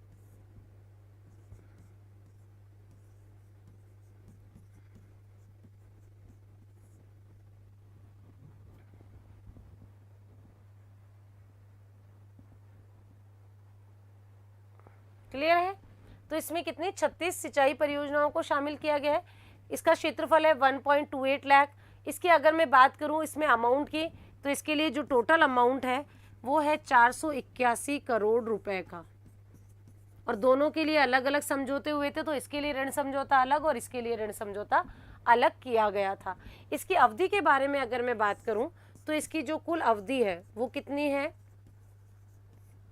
तो इसकी जो कुल अवधि है ये 2017 से प्रभावी हुई थी योजना और 2017 से प्रभावी होकर ये योजना 2025 तक पूर्ण होने का लक्ष्य रखा गया है 2025 तक ये योजना क्या होगी, पूर्ण होगी। और इस योजना के तहत हम टोटल 27 जिलों की 137 सिंचाई परियोजनाओं का क्या करेंगे, पुनर्वास करेंगे, जीर्णोद्धार करेंगे और नवीनीकरण का कार्य करेंगे। तो आई थिंक आपको समझ में आ गया। राजस्थान जल क्षेत्र आजीविका सुधार परियोजना, 27 जिलों की 137 सिंचाई परियोजनाओं का पुनर्वास किया जाएगा, नवीनीकरण किया जाएगा, जीर्णोद्धार किया जाएगा, वित्त पोषण जायका द्वारा किया जा रहा है। सिंचाई की सुविधा इसमें 4.70 लाख हेक्टेयर क्षेत्र के लिए की गई है, जिसके 2 चरण हैं, अलग अलग समझौते अलग अलग चरण के लिए किए गए। पहला जो चरण है उसमें 21 जिले शामिल है, जिसमें 2.62 लाख हेक्टेयर में सिंचाई सुविधा होगी। किनके माध्यम से, 65 लघु व मध्यम सिंचाई परियोजनाओं के माध्यम से उनके नवीनीकरण का कार्य किया जाएगा।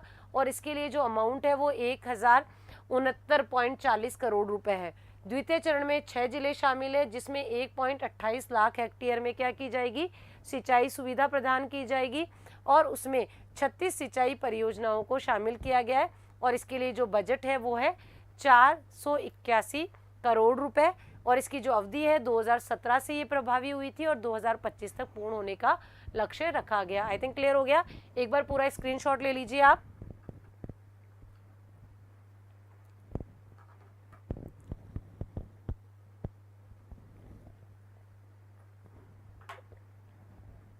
आई थिंक ले लिया होगा आपने स्क्रीनशॉट।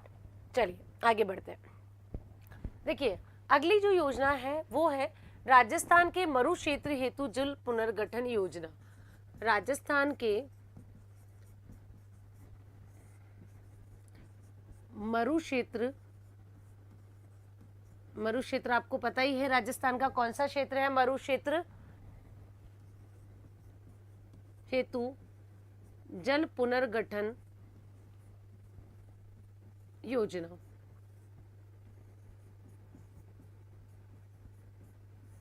चलिए अब इस योजना के बारे में देखते हैं।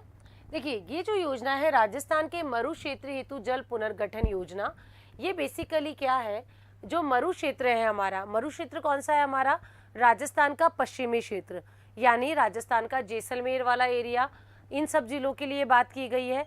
तो यानी इसमें मरु क्षेत्र की बात की गई है, यानी राजस्थान के पश्चिमी क्षेत्र की बात की गई है। और पश्चिमी क्षेत्र में भी किसकी बात की गई है, जल के पुनर्गठन की। तो पुनर्गठन की अगर बात कर रहे हैं यानी ऑलरेडी जल अवेलेबल है, तो अगर ऑलरेडी जल की बात करें तो वहां पर क्या है राजस्थान के पश्चिमी एरिया में, पश्चिमी राजस्थान में सिंचाई के लिए या पेयजल के लिए क्या उपलब्ध है, IGNP, इंदिरा गांधी कैनाल। आपको पता है IGNP है, इंदिरा गांधी नहर प्रोजेक्ट है।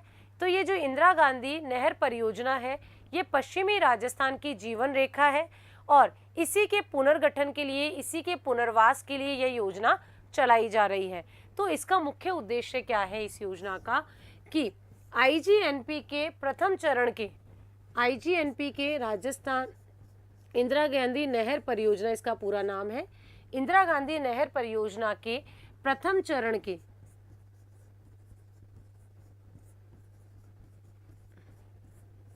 किसके लिए, प्रथम चरण के पुनर्गठन और पुनर्वास के लिए यह योजना चालू की गई थी।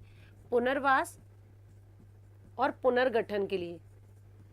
देखिए पुनर्गठन का मतलब क्या है कि जो नहर है उसकी जो शाखाएं हैं, जो लिफ्ट नहर है, जिनका जीर्णोद्धार का काम अभी बाकी है, जिनमें जल रिसाव हो रहा है, क्योंकि आपको पता है कि इंदिरा गांधी नहर परियोजना काफ़ी पुरानी परियोजना है और ये जो परियोजना है इसमें कई जगह टूट फूट है, मरम्मत है, तो उसको हमें पुनर्वास करना है, उसका पुनर्गठन करना है, उसके लिए ये योजना संचालित की जा रही है। अब बात आती है इसमें वित्त पोषण कौन कर रहा है। तो अगर मैं फंडिंग की बात करूं, वित्त पोषण की बात करूं, तो इस योजना के लिए जो वित्त पोषण का कार्य है वह किया जा रहा है न्यू डेवलपमेंट बैंक के द्वारा। न्यू डेवलपमेंट बैंक के द्वारा, और न्यू डेवलपमेंट बैंक हो गया शॉर्ट में NDB। ठीक है, NDB हो गया new development bank, new development bank. ठीक है, तो इसके लिए वित्त पोषण कौन कर रहा है, NDB कर रहा है। तो प्रश्न आएगा आपका, राजस्थान के मरु क्षेत्र हेतु जल पुनर्गठन परियोजना का वित्त पोषण निम्न में से किसके द्वारा किया जा रहा है? तो किसके द्वारा किया जा रहा है? न्यू डेवलपमेंट बैंक के द्वारा या एनडीबी के द्वारा।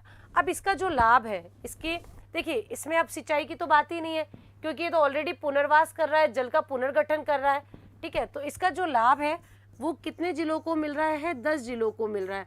लाभ कितने जिलों को मिल रहा है? 10 जिलों को। क्लियर है? अब इन 10 जिलों को देखिए, याद करने की जरूरत नहीं है, लेकिन एक बार हम देखेंगे कि इसमें कौन कौन से जिले हैं।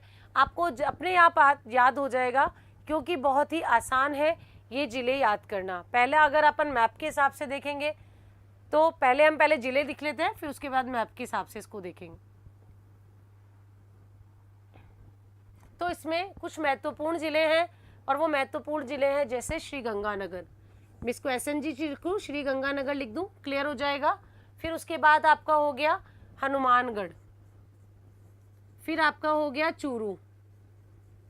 देखिए शॉर्ट फॉर्म में लिखा है तो कंफ्यूज मत होना, मैं पूरा ही लिख लेती हूँ फिर भी।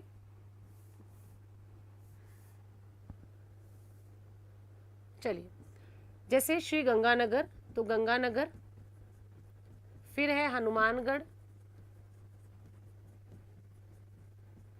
हनुमानगढ़ के क्या बाद आया? चूरू, चूरू के बाद आपका इसमें आ गया सीकर, यहाँ पर बीकानेर है, बीकानेर है, तीनों सीक्वेंस में है। फिर उसके बाद हो गया चूरू, चूरू के बाद है आपका सीकर और झुंझुनू, यानी शेखावाटी के जिले। और सीकर झुंझुनू के बाद है आपका जैसलमेर, जोधपुर और बाड़मेर। जैसलमेर, जोधपुर और बाड़मेर। देखिए मैप में बनाऊंगी तो आपको लगेगा कि मैम ये मैप का क्या करते हैं। ये मोटा मोटा राजस्थान का मैप है, इससे समझ लीजिए आप। तो अगर हम इससे देखें तो देखिए, ये हनुमानगढ़ हो गया, श्री गंगानगर हो गया, बीकानेर हो गया। इधर हम बात करेंगे चूरू, सीकर और झुंझुनू के बारे में, ठीक है। इसके बाद हम यहाँ बात करेंगे जैसलमेर, फिर जोधपुर है और सिर्फ बाड़मेर है। क्लियर हो गया? तो ये जो पूरा एरिया है, ठीक है, कौन सा एरिया है? मरु क्षेत्र, इसी को तो कहते हैं मरु क्षेत्र। तो ये जो एरिया है मरु क्षेत्र वाला, इस मरु क्षेत्र के 10 जिलों को, कितने जिलों को? 10 जिलों को इसमें कवर किया गया है। और इन सारे जिलों में क्या है? आपकी इंदिरा गांधी नहर है और इसकी वितरिकाएं हैं, और इन वितरिकाओं के की पुनर्वास और पुनर्गठन के लिए ये योजना चालू की गई है। तो आई थिंक क्लियर हो गया। अब इसकी समय अवधि की बात करते हैं। तो इसकी जो समय अवधि है, तो इसकी समय अवधि है 5 वर्ष, ठीक है। तो इसकी समय अवधि कितनी है? 5 वर्ष इसकी कुल समय अवधि। क्लियर हो गया? इसमें प्रश्न पूछा जाएगा आपके लिए। इंपॉर्टेंट क्या है इसमें आपके लिए इंपॉर्टेंट है कि किसके द्वारा एनडीबी के सहयोग से संचालित की जा रही है, ये एक इम्पॉर्टेंट टॉपिक है। फिर उसके बाद कितने जिलों में है, ये इम्पॉर्टेंट फैक्ट है। अवधि के बारे में जनरली प्रश्न नहीं पूछे जाते हैं, फिर भी कुछ भी पूछा जा सकता है। जिलों में आपने देखा सारे जिले कौन से हैं? ये मरु क्षेत्र वाले जिले हैं जो इनको कवर किया है। क्लियर है आपको? चलिए अब एक बार इसका स्क्रीनशॉट ले लीजिए, फिर अगली स्कीम की ओर बढ़ते हैं।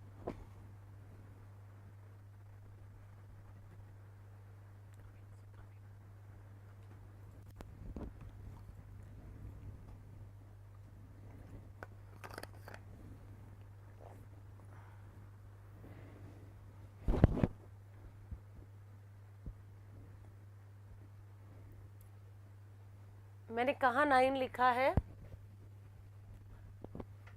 प्रियांशु गोयल जी बोल रहे हैं मैम, बट आपने 9 लिखे हैं। कहाँ है 9? एक बार मैं काउंट कर लेती हूँ। 1 2 3 4 5 6 7 8 9। अच्छा सॉरी, एक स्किप हो गया इसमें।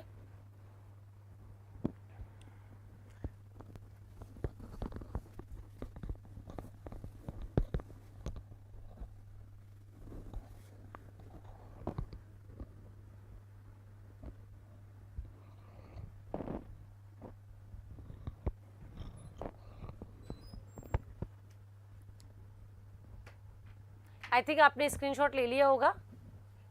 अब हम आगे योजना की तरफ बढ़ते हैं। देखिए एक बार फिर से क्रॉस कर लीजिए। 9 गंगानगर है आपका, हनुमानगढ़ है, अच्छा नागौर नहीं लिखा, चलिए नागौर इसमें आप मेंशन कर लीजिएगा। इसमें एक और जिला है, वो है आपका नागौर, चूरू के बाद।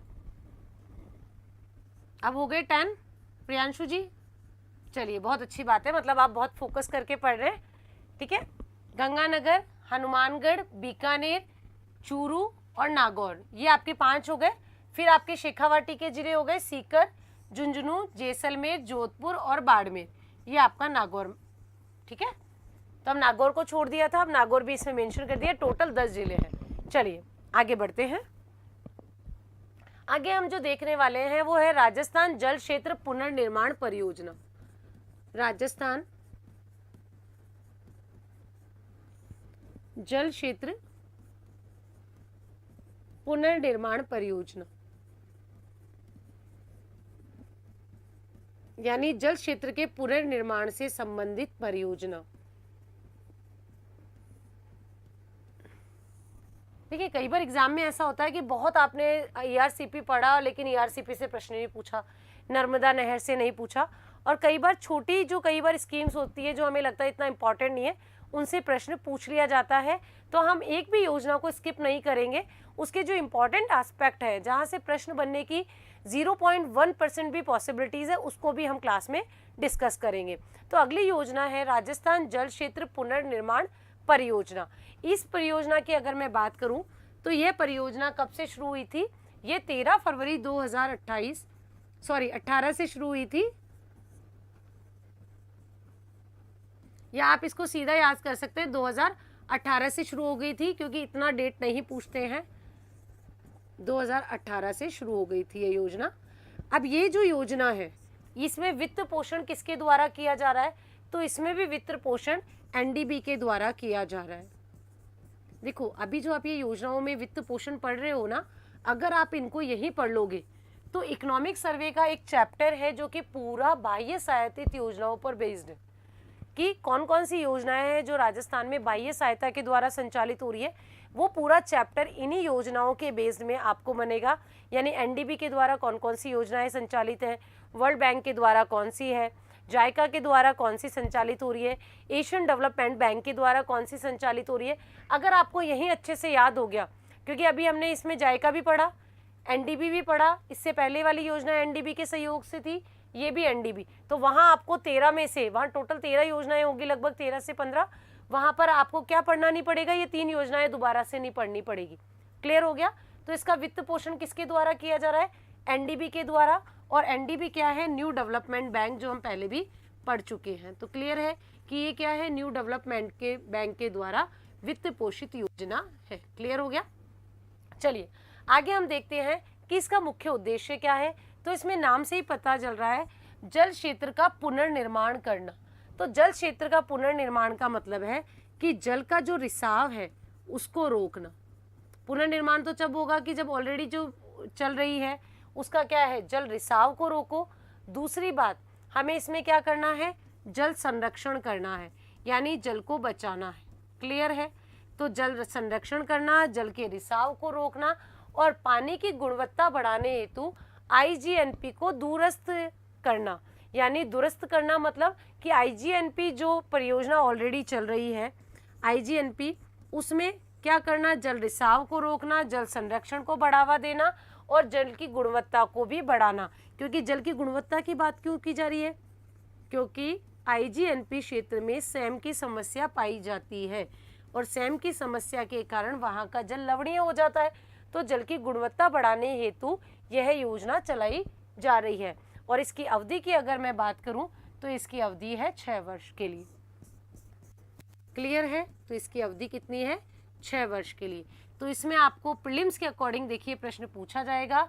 तो प्रीलिम्स में प्रश्न होगा कि यह योजना किसके सहयोग से चल रही है?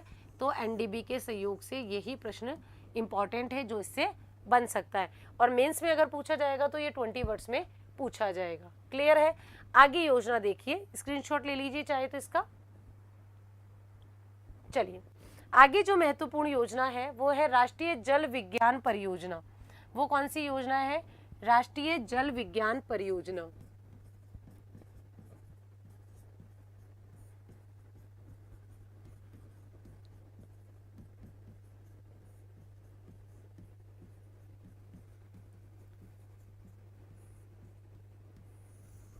राष्ट्रीय जल विज्ञान परियोजना जो है ये बहुत इंपॉर्टेंट है, क्योंकि इसमें कई सारे प्रश्न हैं जो कि बन सकते हैं प्रीलिम्स के अकॉर्डिंग। ये जो योजना है ये जल संसाधन मंत्रालय और नदी विकास संरक्षण विभाग भारत सरकार द्वारा और विश्व बैंक द्वारा संचालित है। तो योजना किसके द्वारा संचालित है? तो इसमें मंत्रालय का नाम लिखा है इकोनॉमिक सर्वे में, यानी ये पूछा जा सकता है।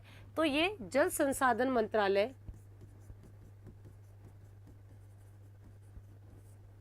देखिए, मंत्रालय जो है वो केंद्र सरकार के लिए होते हैं और जो विभाग है वो राज्य सरकार के लिए होते हैं। तो जल संसाधन मंत्रालय के नदी विकास व गंगा संरक्षण, नदी विकास एवं किसके? गंगा संरक्षण विभाग। तो मंत्रालय के नीचे क्या होते हैं? विभाग होते हैं। तो गंगा संरक्षण विभाग, और किसके विभाग है ये? राजस्थान सरकार का तो है ही नहीं, किसका है? भारत सरकार का, यानी सेंट्रल गवर्नमेंट का। इसके द्वारा भारत सरकार के जल संसाधन मंत्रालय के अंडर में नदी विकास एवं गंगा संरक्षण विभाग के द्वारा यह योजना संचालित की जा रही है। और इसका वित्त पोषण कौन कर रहा है?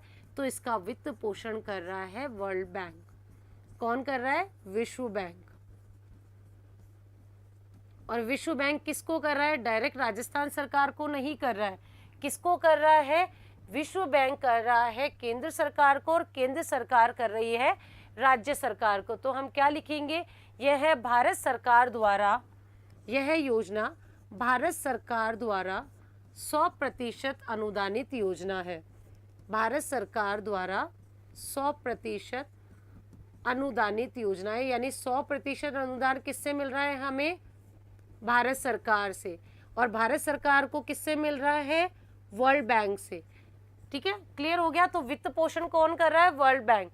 लेकिन वर्ल्ड बैंक किसको कर रहा है? वो कर रहा है केंद्र सरकार को, सेंट्रल गवर्नमेंट को। और सेंट्रल गवर्नमेंट किसको कर रही है? राजस्थान गवर्नमेंट को कर रही है। क्लियर है? तो यह भारत सरकार द्वारा 100% अनुदानित परियोजना है। यह योजना की जो अवधि है वो कितनी है? तो अवधि अगर मैं बात करूं तो इसकी जो टोटल अवधि है वो है 8 वर्ष। अवधि कितनी है? तो अवधि है 8 वर्ष। क्लियर है? ये 8 वर्ष 2016-17 से 2016-17 से चलेंगे 2023-24 तक। क्लियर है? अब हम बात करेंगे कि इस योजना का उद्देश्य क्या है। देखिए, बेसिकली इस योजना के तहत क्या किया जा रहा है कि फसल उत्पादन के पूर्वानुमान के लिए जो मौसमी उपज के आंकड़े हैं उनको नाम क्या है? राष्ट्रीय जल विज्ञान योजना। यानी जल का विज्ञान की सहायता से हमें डेटा कलेक्ट करना है, हमें टेक्निकल यूज करना है, तकनीकी जानकारी प्राप्त करना है। तो इस योजना के तहत फसल उत्पादन के पूर्वानुमान के लिए मौसमी उपज आंकड़ों का प्रयोग किया जाता है। भूजल की क्या स्थिति है उसका पता लगाया जाता है और उसके आधार पर सूखा प्रबंधन की तकनीक की जानकारी प्राप्त की जाती है। और इसका जो नोडल विभाग है राजस्थान के लिए वो हमारा कौन सा है? जल संसाधन विभाग। हमने क्या बोला? ये कौन सी योजना है? राष्ट्रीय। राष्ट्रीय योजना मतलब किसकी है? सेंट्रल गवर्नमेंट की योजना है, केंद्र सरकार की योजना है। तो अगर केंद्र सरकार की योजना है, वहाँ का जल संसाधन मंत्रालय और नदी विकास व गंगा संरक्षण विभाग इसको संचालित कर रहा है, तो इसका नोडल विभाग भी तो होगा। और इसका नोडल विभाग कौन सा है? वो है हमारा जल संसाधन विभाग। जल संसाधन विभाग, लेकिन किसका? राजस्थान सरकार का, राजस्थान का। क्लियर हो गया? ये इसका नोडल विभाग है। और इसके तहत कार्य क्या किया जाता है? तो अगर मैं कार्यों की बात करूं इसके तहत, तो इसका मुख्य कार्य है कि जितने भी आपके डेटाज हैं, फसल पूर्वानुमान है, मौसमी उपज के आंकड़े हैं, उनका प्रयोग किया जाता है, भूजल की स्थिति का पता लगाया जाता है और उसके बारे में तकनीकी जानकारी प्रदान की जाती है। फिर इसके अंतर्गत एक इम्पॉर्टेंट वर्ड लिखा है स्कॉडा। इसको नेक्स्ट पेज पे ले लेते हैं। देखिए, इसमें एक इम्पॉर्टेंट प्रणाली है स्कॉडा प्रणाली। इसके बारे में लिखा है। देखिए इकोनॉमिक सर्वे में कुछ जो ऐसे इंपॉर्टेंट वर्ड्स होते हैं उस पे प्रश्न काफ़ी पूछे जाने की संभावना होती है, क्योंकि ये बच्चे के लिए नए होते हैं। तो स्कॉडा प्रणाली क्या है, और स्कॉडा प्रणाली क्या है, तो supervisory control and data acquisition प्रणाली। ये क्या है, सुपरवाइजरी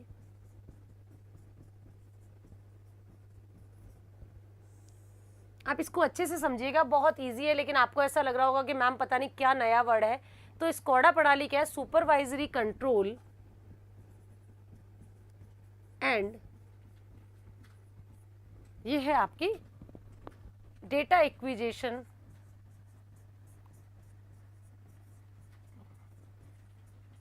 प्रणाली।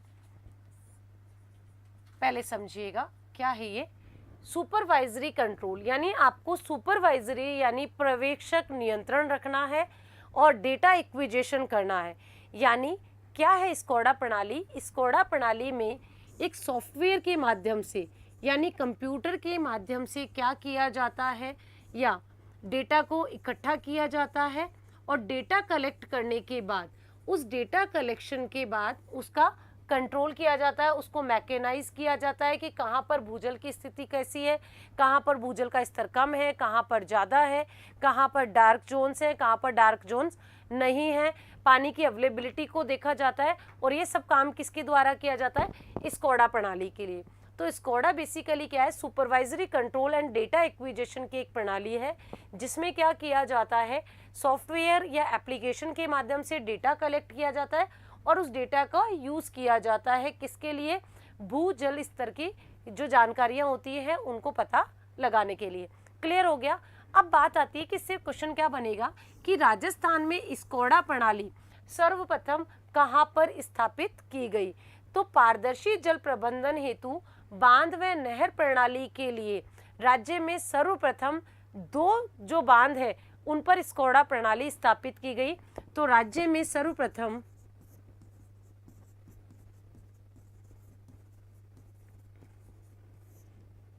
2 बांध है, एक है आपका जवाई बांध और एक है बीसलपुर बांध।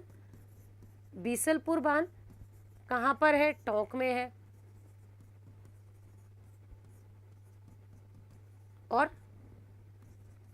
जवाई बांध जो कहाँ पर है, पाली के सुमेरपुर तहसील है ना, पाली के सुमेरपुर तहसील में तो है जवाई बांध।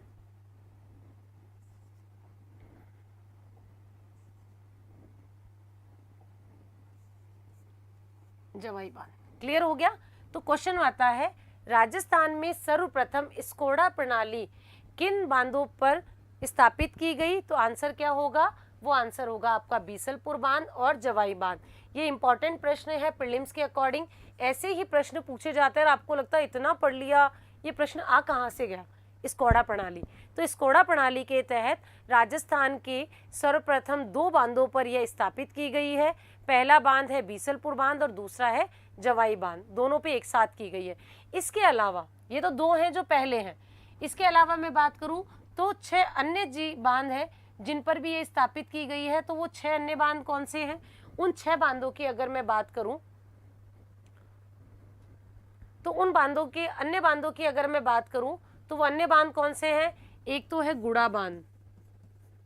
कौन सा है, गुड़ा बांध। पहला बांध कौन सा है, गुड़ा बांध। गुड़ा बांध जो है वो बूंदी में है। फिर है माही बांध, फिर है माही बांध। माही बांध कहाँ पर है, बांसवाड़ा में है, बिल्कुल सही, बांसवाड़ा में है कौन सा, माही बांध। फिर उसके बाद जो इंपॉर्टेंट है वो है आपका नर्मदा नहर परियोजना पर स्कॉडा प्रणाली स्थापित की जाएगी।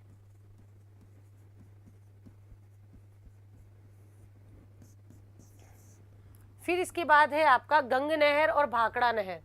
गंग नहर और भाखड़ा नहर।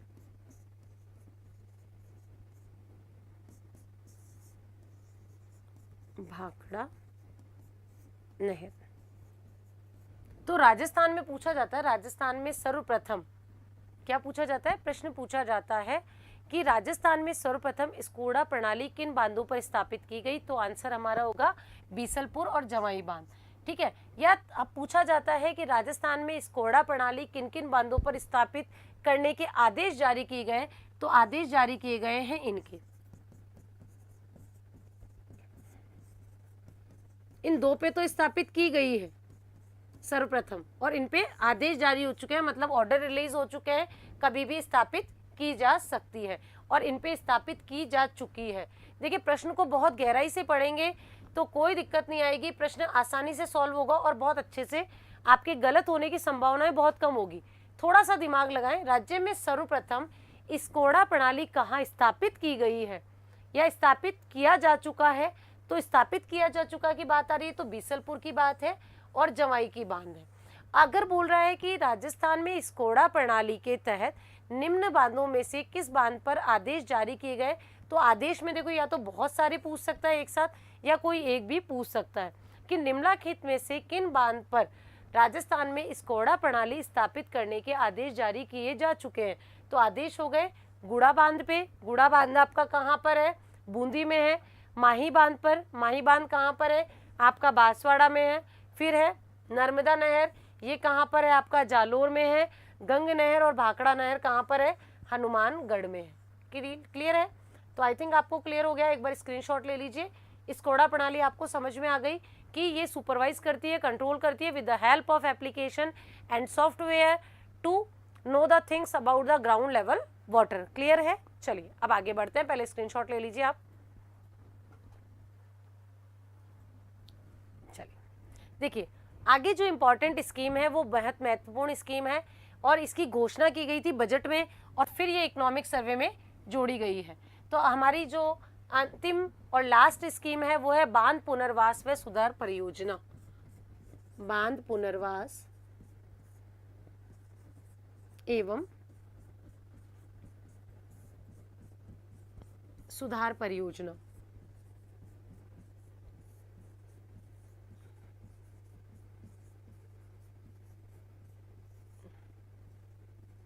चलिए इसमें हम देखते हैं कि ये जो योजना है इसकी घोषणा क्या है। बजट 2021 में इसकी घोषणा की गई थी। जब इसकी घोषणा की गई थी तो इसका मुख्य उद्देश्य था कि बांधों का पुनर्वास करना और उनका सुधार करना, कि ऑलरेडी राज्य में जितने भी बड़े बांध हैं, यानी राज्य में जितने भी बड़े बांध हैं उन बड़े बांधों का हमें क्या करना है, जीर्णोद्धार करना है। तो बड़े बांधों का पुनर्वास करने के लिए, उनका जीर्णोद्धार करने के लिए उनका हमें क्या करना है, जीर्णोद्धार। यहाँ जहाँ टूट फूट हो रही है उसकी क्या करनी है, मरम्मत करनी है। उनका क्या करना है, आधुनिकीकरण करना है, मॉडर्नाइजेशन करना है, क्योंकि कई बांध ऐसे हैं जो बड़े बांध हैं लेकिन काफ़ी पुराने हो चुके हैं और उनकी सुरक्षा का प्रबंध करने के लिए यह योजना शुरू की गई है।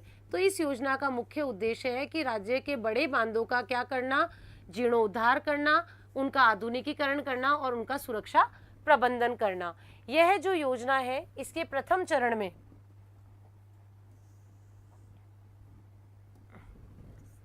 इसका जो प्रथम चरण है उस प्रथम चरण में यह 6 बांधों पर अप्लाई की गई थी, यानी 6 बांधों के लिए लागू की गई थी। 6 बांध को इसमें शामिल किया गया था और वो जो 6 बांध है वो कौन से हैं, तो इन 6 बांधों की अगर मैं देखूं तो पहला बांध है इसमें बीसलपुर बांध, फिर है आपका जवाई बांध, बीसलपुर बांध, फिर है आपका जवाई बांध। देखिए ये जो योजना थी उसके प्रथम चरण में आपके 6 बांध शामिल किए गए थे। फिर था उसमें सूकली सेलवाड़ा बांध, सूकली सेलवाड़ा बांध, फिर है आपका माही बांध, फिर है आपका मातृकुंडिया बांध और फिर है आपका गंभीरी बांध। तो ये 6 बांध हैं जो कि प्रथम चरण में शामिल किए गए थे। बीसलपुर बांध है, जवाई बांध है, सूकड़ी सेलवाड़ा बांध जो है वो हम बात कर रहे हैं ये सिरोही में है। इनकी पहले हम बात कर चुके हैं, टोंक में है और पाली में है। तो सूकड़ी सेलवाड़ा बांध कहाँ है, सिरोही में है। माही बांध बांसवाड़ा में हम पहले बात कर चुके हैं। गंभीरी बांध जो है वो आपका कहाँ पर है, चित्तौड़गढ़ में है, और मातृकुंडिया बांध आपका भीलवाड़ा में है। तो प्रथम चरण में इन 6 बांधों को शामिल किया गया था। क्लियर है आपको? फिर उसके बाद 2 नए बांध और इसमें जोड़े गए हैं इस बार के इकोनॉमिक सर्वे में, तो प्लस 2 बांध और जोड़े गए हैं, और जो 2 बांध जोड़े गए हैं वो है आपका, एक तो छापी बांध है और दूसरा है सोम कमला अंबा। कौन सा बांध है? छापी बांध, और दूसरा है सोम कमला अंबा, कमला अंबा। तो कुल अभी कितने हैं? कुल कितने हैं? 8 हो गए ना। पहले के कितने थे? 6 जो प्रथम चरण में जोड़े थे, और 2 बांध और जोड़ दिए गए, तो ये कितने हो गए? टोटल 8 बांध हो गए। इसके लिए क्या किया गया है? इसके जो वित्त पोषण है वो कौन कर रहा है? वर्ल्ड बैंक कर रहा है। कौन कर रहा है? विश्व बैंक इसके लिए वित्त पोषण कर रहा है। और इसके वित्त पोषण के लिए वित्त बैंक से ऑलरेडी हमने ऋण समझौता कर लिया है। 4 अगस्त 2021 को इसके लिए ऋण समझौता किया जा चुका है। इसके क्या फायदे हैं? इसके माध्यम से जो बड़े बांध हैं उनका जल रिसाव जोका जाएगा, उनकी जल क्षमता में वृद्धि की जाएगी, किसानों और आम जो जनता है उनको सिंचाई व पेयजल के लिए अधिक बांध जल उपलब्ध होगा। क्यों उपलब्ध होगा अधिक जल? क्योंकि देखिए नाम है बांध पुनर्वास व सुधार। जो बड़े बड़े बांध हैं उनमें टूट फूट हो जाती है, टूट फूट के कारण जल रिसाव ज़्यादा होता है, ठीक है, उनकी जो जल क्षमता होती है वो भी कम होती जा रही है। अगर हम उनके जल रिसाव को रोक लेंगे, उनकी जल क्षमता में वृद्धि करेंगे, तो उसके पास जो पानी है जो वो क्या रहेगा? सरप्लस रहेगा। इससे आम जनता को सिंचाई के लिए और पेयजल के लिए अधिक जल उपलब्ध हो जाएगा। और इसके माध्यम से समयबद्ध प्रयासों द्वारा ड्रिप परियोजना के शामिल जो 18 राज्य हैं उनमें राजस्थान ने पहला स्थान प्राप्त किया है। यानी राजस्थान ने समय समय पर अपने समयबद्ध प्रयासों के द्वारा ड्रिप परियोजनाओं के क्षेत्र में जो 18 राज्य शामिल है उसमें राजस्थान का अपना प्रथम स्थान है। तो क्लियर हो गया। यहाँ पर देखो एक बार फिर से कि इम्पोर्टेंट प्रश्न जो प्रीलिम्स के अकॉर्डिंग है कि 6 बांध कौन से हैं, ये आपका इम्पोर्टेंट प्रश्न पूछा जाएगा। या पूछा जाएगा बांध पुनर्वास एवं सुधार परियोजना के तहत प्रथम चरण में कितने बांधों को शामिल किया गया था? तो 6 बांध प्रथम चरण में शामिल किए गए थे। बीसलपुर, जवाई, सूकली, सेलवाड़ा, माही, मातृकुंडिया और गंभीरी। प्रश्न थोड़ा ये भी पूछा जा सकता है कि बांध पुनर्वास एवं सुधार परियोजना में के तहत पहले से शामिल 6 बांधों के अतिरिक्त अन्य 2 बांध कौन से शामिल किए गए? तो अन्य जो 2 बांध है वो शामिल किए गए छापी और सोम कमला अंबा। या बांध पुनर्वास एवं सुधार परियोजना का जो वित्त पोषण है वो किस संस्था के द्वारा किया जा रहा है? तो वो संस्था कौन सी है आपकी? वो संस्था है विश्व बैंक या वर्ल्ड बैंक। क्लियर हो गया। चलिए आज की क्लास में हमने जो जो पढ़ा उसका एक क्विक रिवीजन करते हैं कि इकोनॉमिक सर्वे में क्या लिखा है और हमने क्या क्या पढ़ा है और कहाँ से प्रश्न बनते हैं। चलिए देखो, पहले हमने पढ़ा जल संसाधनों के बारे में। ये हमने काफी पढ़ा। जल संसाधन विभाग है वृहद, मध्यम और लघु सिंचाई परियोजना के माध्यम से क्या करता है? जल संसाधनों का दोहन करता है, उपयोग करता है और प्रबंधन करता है। ठीक है, इसमें इनके माध्यम से कुल 39.03 लाख हेक्टेयर में क्या होती है? सिंचाई की सुविधा होती है। वर्ष 2020-21 में 9,854 हेक्टेयर की अतिरिक्त सिंचाई सुविधाओं का सृजन किया गया है। फिर इसमें देखिए ये इम्पोर्टेंट नहीं है हमारे लिए। फिर ये आता है कि राजस्थान में नई योजनाओं के तहत क्या क्या जल दक्षता सुधार किए जाएंगे, ये भी इम्पोर्टेंट नहीं है। फिर इसमें है इम्पोर्टेंट ये कि वर्ष 2021-22 में 7 जो परियोजनाएं हैं, 7 का नाम दिया है। नर्मदा हमने पढ़ा था, परवन पढ़ा था, धौलपुर लिफ्ट नहर, मरु क्षेत्र हेतु जल पुनर्गठन पढ़ा था हमने, नवनेरा हमने पढ़ा, ऊपरी उच्च स्तरीय पढ़ा और पीपल खूट। साथ ही 5 क्या है? 7 तो क्या थी? वहद थी। फिर हमने 5 पढ़ा। 5 क्या थी? मध्यम सिंचाई। 5 मध्यम सिंचाई में हमने कौन सी देखी? एक देखी गरदड़ा, एक देखी तकली कोटा, फिर एक हमने देखी कौन सी? गागरीन। गागरीन के बाद हमने कौन सी देखी थी? लहासा। और लहासा के बाद हमने कौन सी देखी थी? हथिया दे। कौन सी देखी थी? हथिया दे। और एक एक्स्ट्रा भी देखी थी जो भी किसमें नहीं है? इकोनॉमिक सर्वे में नहीं है। तो वो कौन सी देखी थी? हमने राजगढ़ देखी थी। फिर इकोनॉमिक सर्वे में क्या लिखा है? 41 लघु सिंचाई परियोजनाओं के बारे में। ये सब हमने पढ़ लिया। अगला देखिए, वह परवन वहद सिंचाई परियोजना। इसमें देखिए सीधा परवन परियोजना, ये स्वीकृति कितनों की दी हमें कोई मतलब नहीं है। ये इंपॉर्टेंट है कि कितने गांवों को पेयजल, 1821 गांवों को पेयजल। कौन से जिले हैं? झालावाड़, बारां और कोटा। सीधा पूछा जाता है परवन वह सिंचाई परियोजना किन जिलों में संचालित की जा रही है। RS प्री 2021 का पेपर उठाना, आपको प्रश्न सीधा मिलेगा उसमें। क्लियर है? तो यहाँ पर जिलों के नाम है झालावाड़, कोटा और बारां।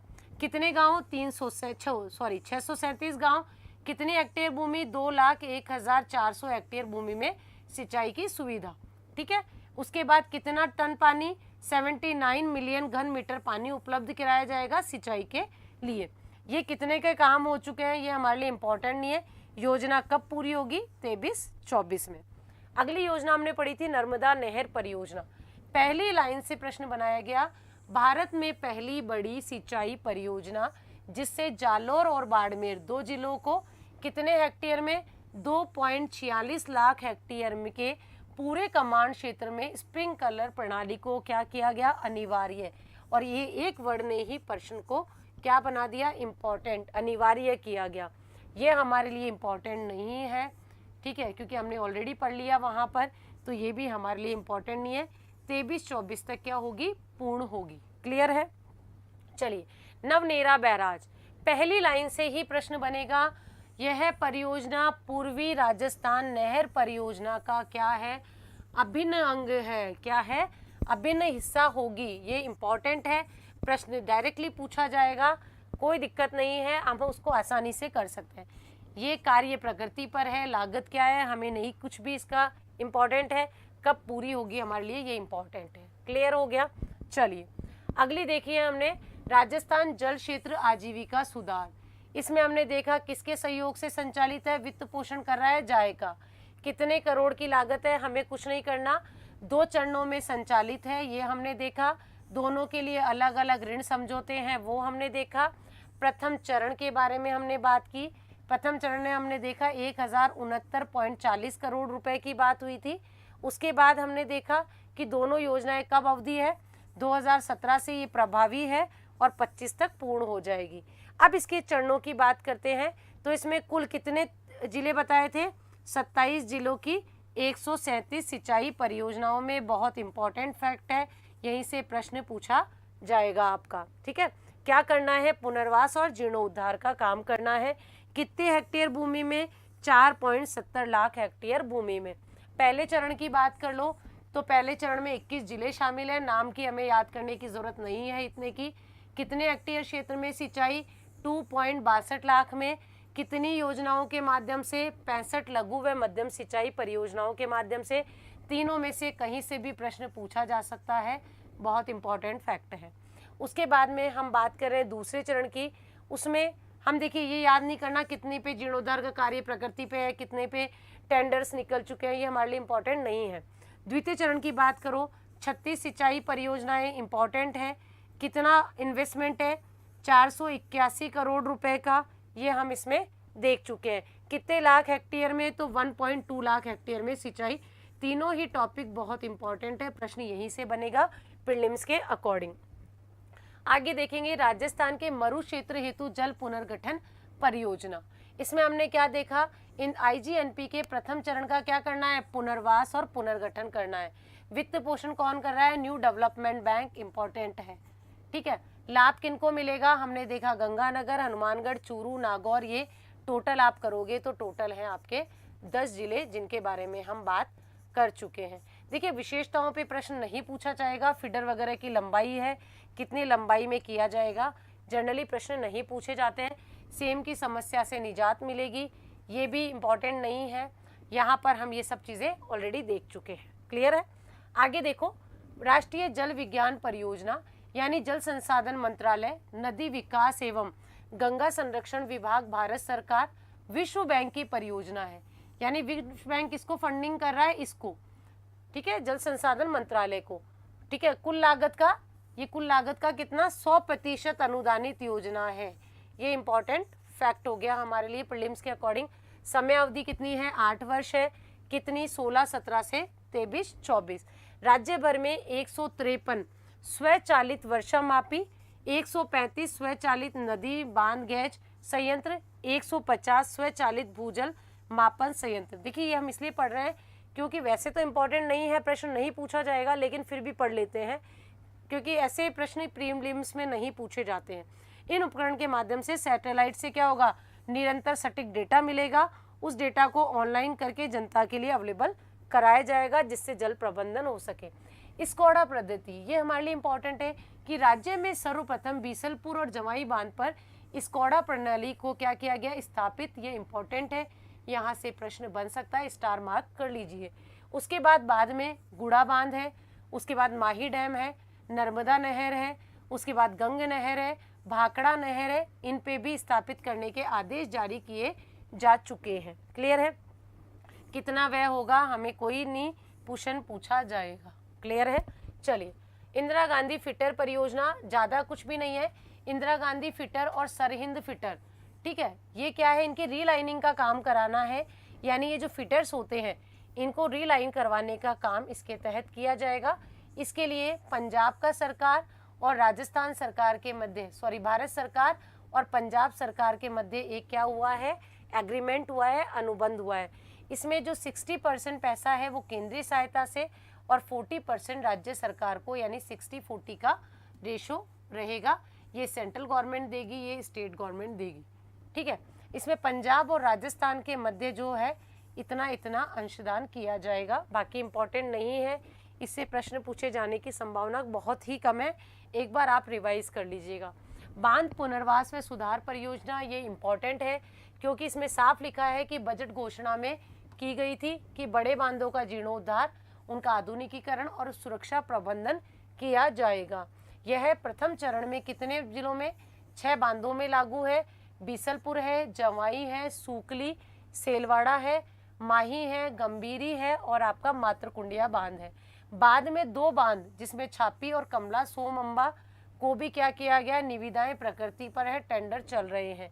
इसके लिए विश्व बैंक, ये इम्पोर्टेंट है, विश्व बैंक के लिए ऋण समझौता किया जा चुका है और उसके माध्यम से बड़े बांधों का जीर्णोद्धार किया जाएगा, जल रिसाव रोका जाएगा, जल भराव क्षमता बढ़ेगी और आम जन को पेयजल और सिंचाई के लिए क्या मिलेगा, जल मिलेगा।